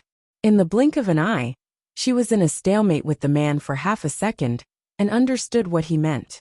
She had left the base for so long. He didn't want her to expose her skills in front of outsiders. It would be easy for her to be targeted. She slowly put down her hand. feeling somewhat helpless, and could only raise her chin in that direction. All right, you go. Li Nanheng smiled in satisfaction and touched her head. Stand here and don't move. With that, the man turned around and walked around the side of the truck. Then there was a collision sound. Without looking, she knew that the baseball bat had been successfully snatched by Li Nanheng. With his skills, those two pieces of trash were like mantises trying to stop a car. Originally, she wanted to tell Li Nanheng the situation over the phone, hoping that he would send someone to take the child away as soon as possible. But since he had come personally, there was no need for her to go out. Feng Ling called old Madame Feng again and confirmed that she was indeed in Li Nanheng's car. Only then did she relax. At the same time, she heard the truck driver's exclamation. She hung up the phone and walked out of the car. She saw that the tall and strong man who had just pounced over was almost sent flying by Li Nanheng's kick. With a loud bang, he crashed heavily into a flower bed in the neighborhood. The two of them were shocked and furious. After all, they didn't know the situation of the Feng family and the people around Feng Ling originally. They only wanted to deal with that woman. But they didn't expect such a powerful character to appear halfway. Moreover, that woman clearly had some skills. She didn't even need her help. Who are you? The tall and thin man asked with a cold expression. Li Nanheng did not answer. He raised his leg and flew up. Before the man could react, he let out a cry of pain and swept him to the ground. At the same time, he reached into his pocket but hesitated. It was not suitable to use a knife or a gun in a crowded place. In the end, he punched the man's head that had just been raised back to the ground, making a muffled sound. The other party's nose instantly bled. He fell to the ground in pain and covered his face. In the next moment, another person suddenly shouted and pounced over. Li Nanheng quickly dodged and hit him with his elbow. Feng Ling took a look and ignored them. Hearing that it was almost a physical fight, she called the Feng family. After explaining the situation, she put down the phone and turned back to see that the two people had fallen to the ground and could not get up. The sound of police cars was approaching. Li Nanheng glanced at Feng Ling leisurely and then turned back to look at the driver, who was standing by the truck and slowly applauding in surprise. You called the police? The driver nodded and looked at Li Nanheng with admiration. Li Nanheng snorted and ignored the two people on the ground. It was good to call the police. It saved them the trouble of solving it themselves. Although they were just small characters, it involved the Wen family. The matter was dirty and troublesome. He walked back to the back of the car and saw that Feng Ling was standing there waiting for him. She had never been good at hiding behind others, but today, she was quite obedient. She knew that she was carrying the Feng family's reputation and safety on her shoulders, and could not cause trouble in public. The two of them were only a meter apart until Li Nanheng said, Go back to the Feng family? And go back to the Feng family. Feng Ling saw that the man was not even panting. It could be seen how useless those two were. On the way back, you actually slipped away for so long with just these two trash? Don't you know how precious your time is? I wanted to send them away. After all, the elderly and children are in the amusement park. I didn't want to attract the attention of their accomplices. I wanted to lure them away, but you suddenly arrived. Feng Ling paused and said, How precious is my time? I don't have a job right now. I'm so idle that I'm about to grow hair. How is it precious? Every minute and second of your time belongs to me. If you're free, you should stay at home and love me. Love each other? It was more like loving and killing each other in bed. Her life was almost gone because of him. Couldn't he let her run out to take a breather? Feng Ling ignored him. Li Nanheng leaned over and took a bite of her face. Feng Ling was speechless. When we return to the Feng family, restrain yourself. Don't scare the elderly. How? Don't kiss you in front of them? Don't be too enthusiastic? You're not a very enthusiastic person. That depends on who I'm talking to. When have I not been enthusiastic about you and the people and things related to you? Feng Ling couldn't refute. After thinking for a long time, it seemed that Li Nanheng would always have a different side in front of her and in front of others. Seeing that she didn't speak, Li Nanheng snorted as he drove. All the fire on my body has been ignited on you. Feng Ling was embarrassed. Focus on driving. Your eyes have just recovered, but you insist on driving. My safety is in your hands now. Even if I didn't get into trouble in the hands of those two stalkers, I'm afraid I'll die under your steering wheel. Watch the road. Don't keep looking at me. Even if Li Nanheng turned his head, the corner of his eyes did not leave the road ahead. He smiled and stopped at the pharmacy by the roadside for 2 minutes. When he returned, he threw her a box of Band-Aids. Feng Ling took it and glanced at it. Then she lowered her head and noticed that there was a small cut on her wrist. She had probably scratched a branch when she was running in the woods. It was not serious.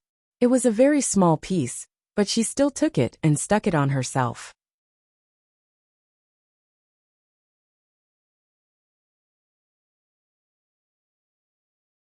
Chapter 1423. The Feng Family. Little Momo had no idea what had happened in the past few hours. After returning home, he drank some water and was brought to wash his hands by the helper. Then he was carried back to his room to sleep. When Grandfather Feng heard about the situation, his heart was in turmoil. He was worried that something would happen to the child in the Feng family. When Feng Ling and Li Nanheng returned and saw them enter the door, Grandfather Feng quickly said, "Can't you contact Wen Liqing? Right now, the so-called uncle of the Wen family is staring at the child. He must have some ulterior motive. We don't know the situation at all. If we leave the child here, something will happen sooner or later. I know.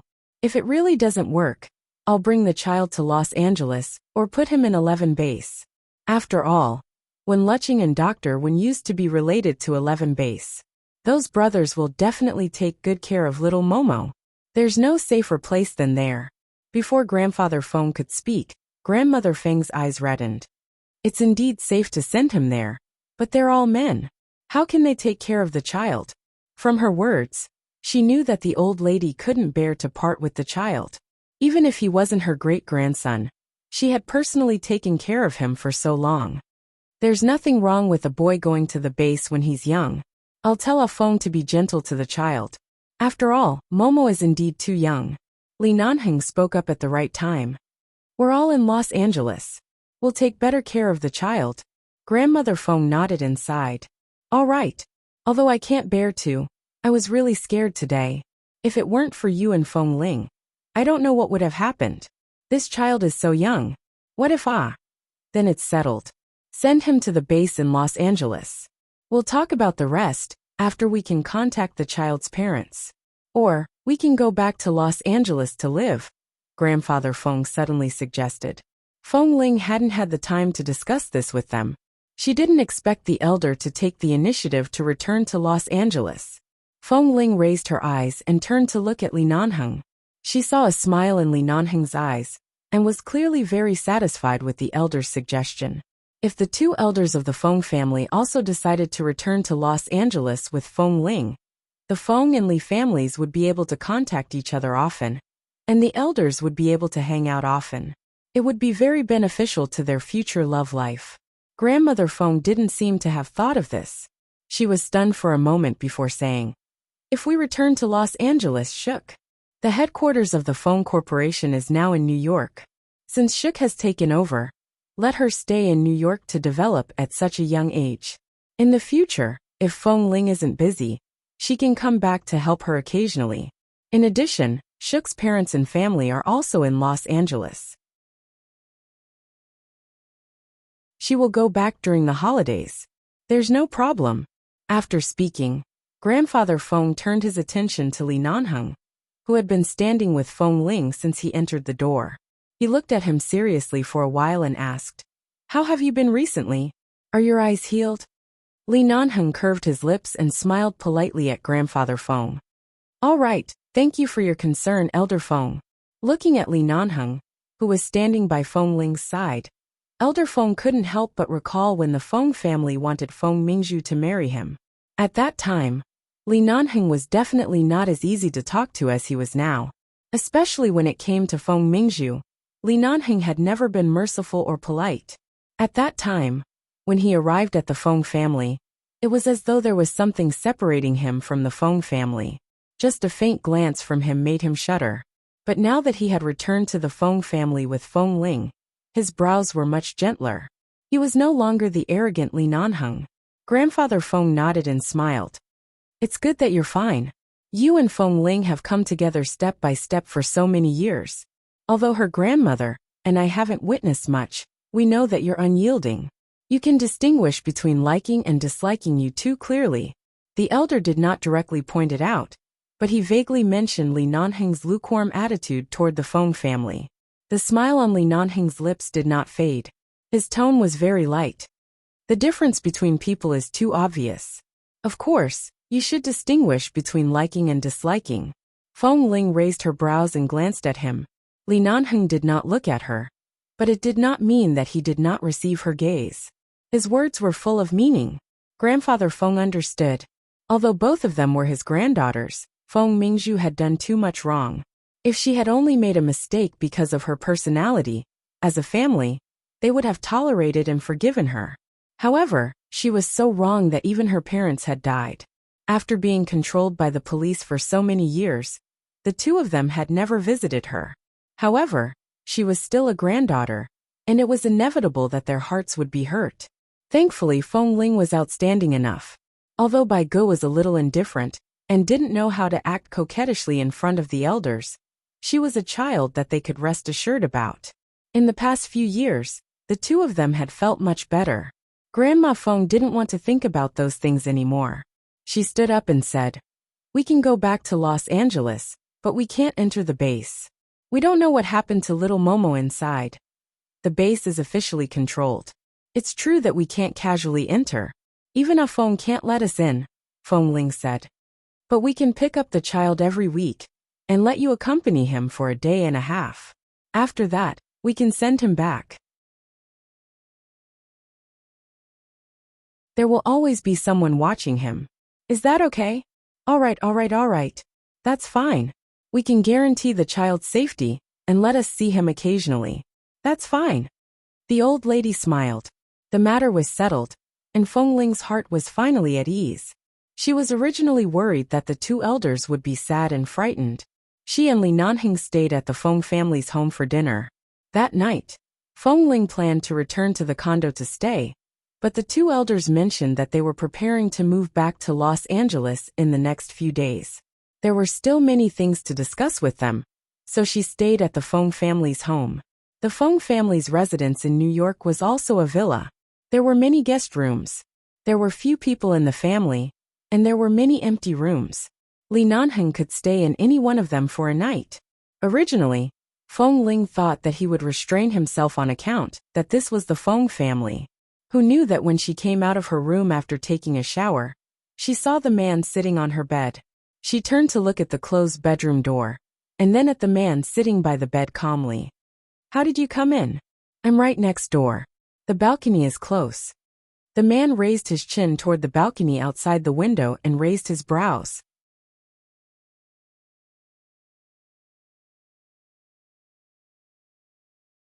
Chapter 1424. Feng Ling. You really don't change. Li Nanheng was unmoved by her mockery. He watched as she came out wrapped in a towel after showering. "If I had known that you would be like this after showering, I would have jumped over every day to watch you at the base." Feng Ling's expression faltered. She recalled that he lived next door to her in the base. At that time, the balcony outside was very close, and he could come over at any time. However, Boss Li was very prideful. Almost every time, he knocked on the door openly and used all kinds of tricks. He didn't even let her off when she was a man. She did not speak and turned to pick up the hairdryer. Before she could dry her hair completely, she suddenly heard her phone ring. She walked out and picked up the phone to see that it was Qin Shuk. She picked it up. "Shuk." A resentful voice came from the other end. "When are you coming back?" Feng Ling's face was filled with confusion. "Where are you going?" "Back to your apartment in New York. Brother-in-law has arranged for me to wait here for a day. It's already so late, but you still haven't come back. I'm about to die of boredom, okay?" Qin Shuk said as she nibbled on the hamburger in her hand. "Thankfully, there are a few restaurants near your house that can deliver takeout. I asked for something to eat. Otherwise, when you come back, you'll see me starving to death here." Feng Ling turned to look at Li Nanheng, who had clearly forgotten about Qin Shuk. You're at my place? I'm going back to the Feng family. I don't think I can go back tonight. Why don't you call a car to pick you up now? After a few seconds of silence, an angry voice suddenly came. F***CK. Where's Li Nanheng? Is he on your side? He's here. Ah, this bastard. He said he didn't know the password to your apartment, and was afraid that he wouldn't be able to enter when he went back. He asked me to stay and watch the house. I've been guarding your place for so long, but the two of you went back to the Feng family freely, leaving me here alone to eat hamburgers. You're too much. Feng Ling coughed and lowered her voice to say, I encountered something outside today, so I don't care. I don't want to listen to your explanation. Anyway, Li Nanheng offended me. I won't call him my cousin-in-law anymore. Qin Shuk hung up the phone angrily. Thinking about it, she still felt unhappy. Before she left, she saw the pair of men's slippers on the ground and stomped on them a few times before rushing out of the door. Feng Ling heard that the call had been hung up, put down the phone, and turned to look at Li Nanheng, who was sitting by the bed as though nothing had happened. You left Qin Shuk at home and left. You didn't even call her afterward to ask her to go home?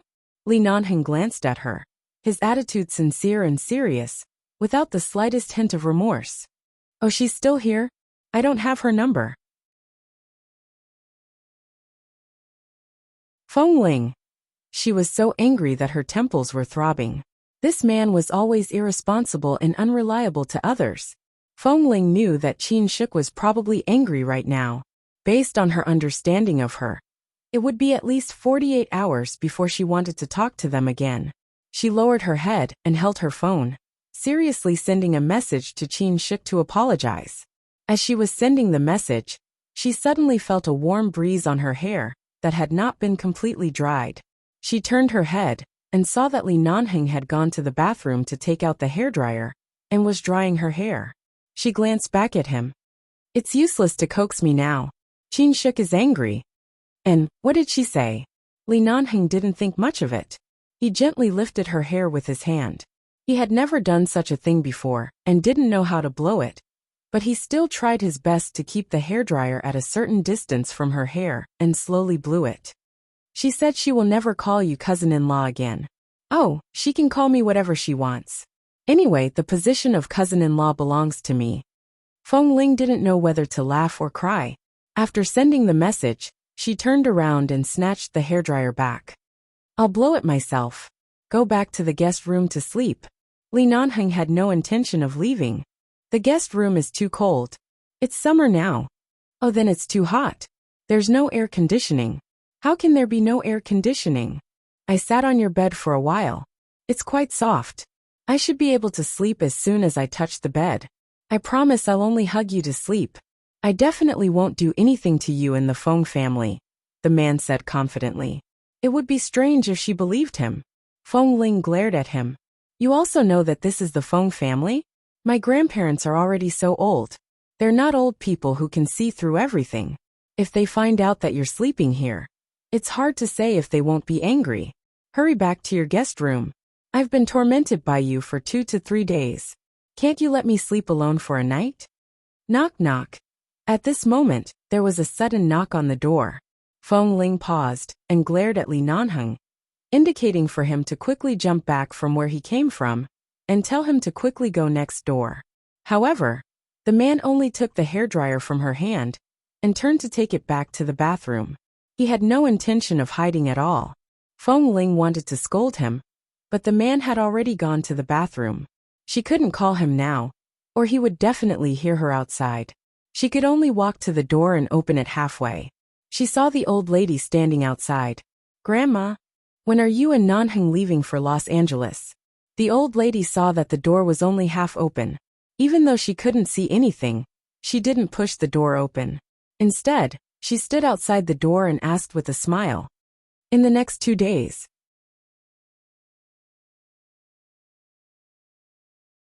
This time, I came back to New York mainly to treat his eyes. I also accompanied Shu Ku to attend a dinner party set up by a few partners who helped the Feng Corporation. The itinerary is almost over. Seeing that she had no intention of coming in, Feng Ling released her hand from the door. Her previous reservations were gone. Then let's go back together. Your grandfather, your family's servants, and I will take a car alone. When we return to Los Angeles, the Feng family's relatives will come over to help pack up. You two don't have to trouble yourselves. Live well together. Besides, Nanhing isn't young anymore. It's time for you two to have an ending. Feng Ling looked at the old lady and nodded. I know that you're tuning in to the Li Mei's Wuxia Whispers YouTube channel. We're so grateful for your support. And don't forget to subscribe to join us on this incredible journey through captivating stories. Your generosity through donations truly makes a world of difference, as it's the primary source of revenue that allows me to expand and enhance this channel for you. Thank you from the bottom of my heart for being a part of this adventure.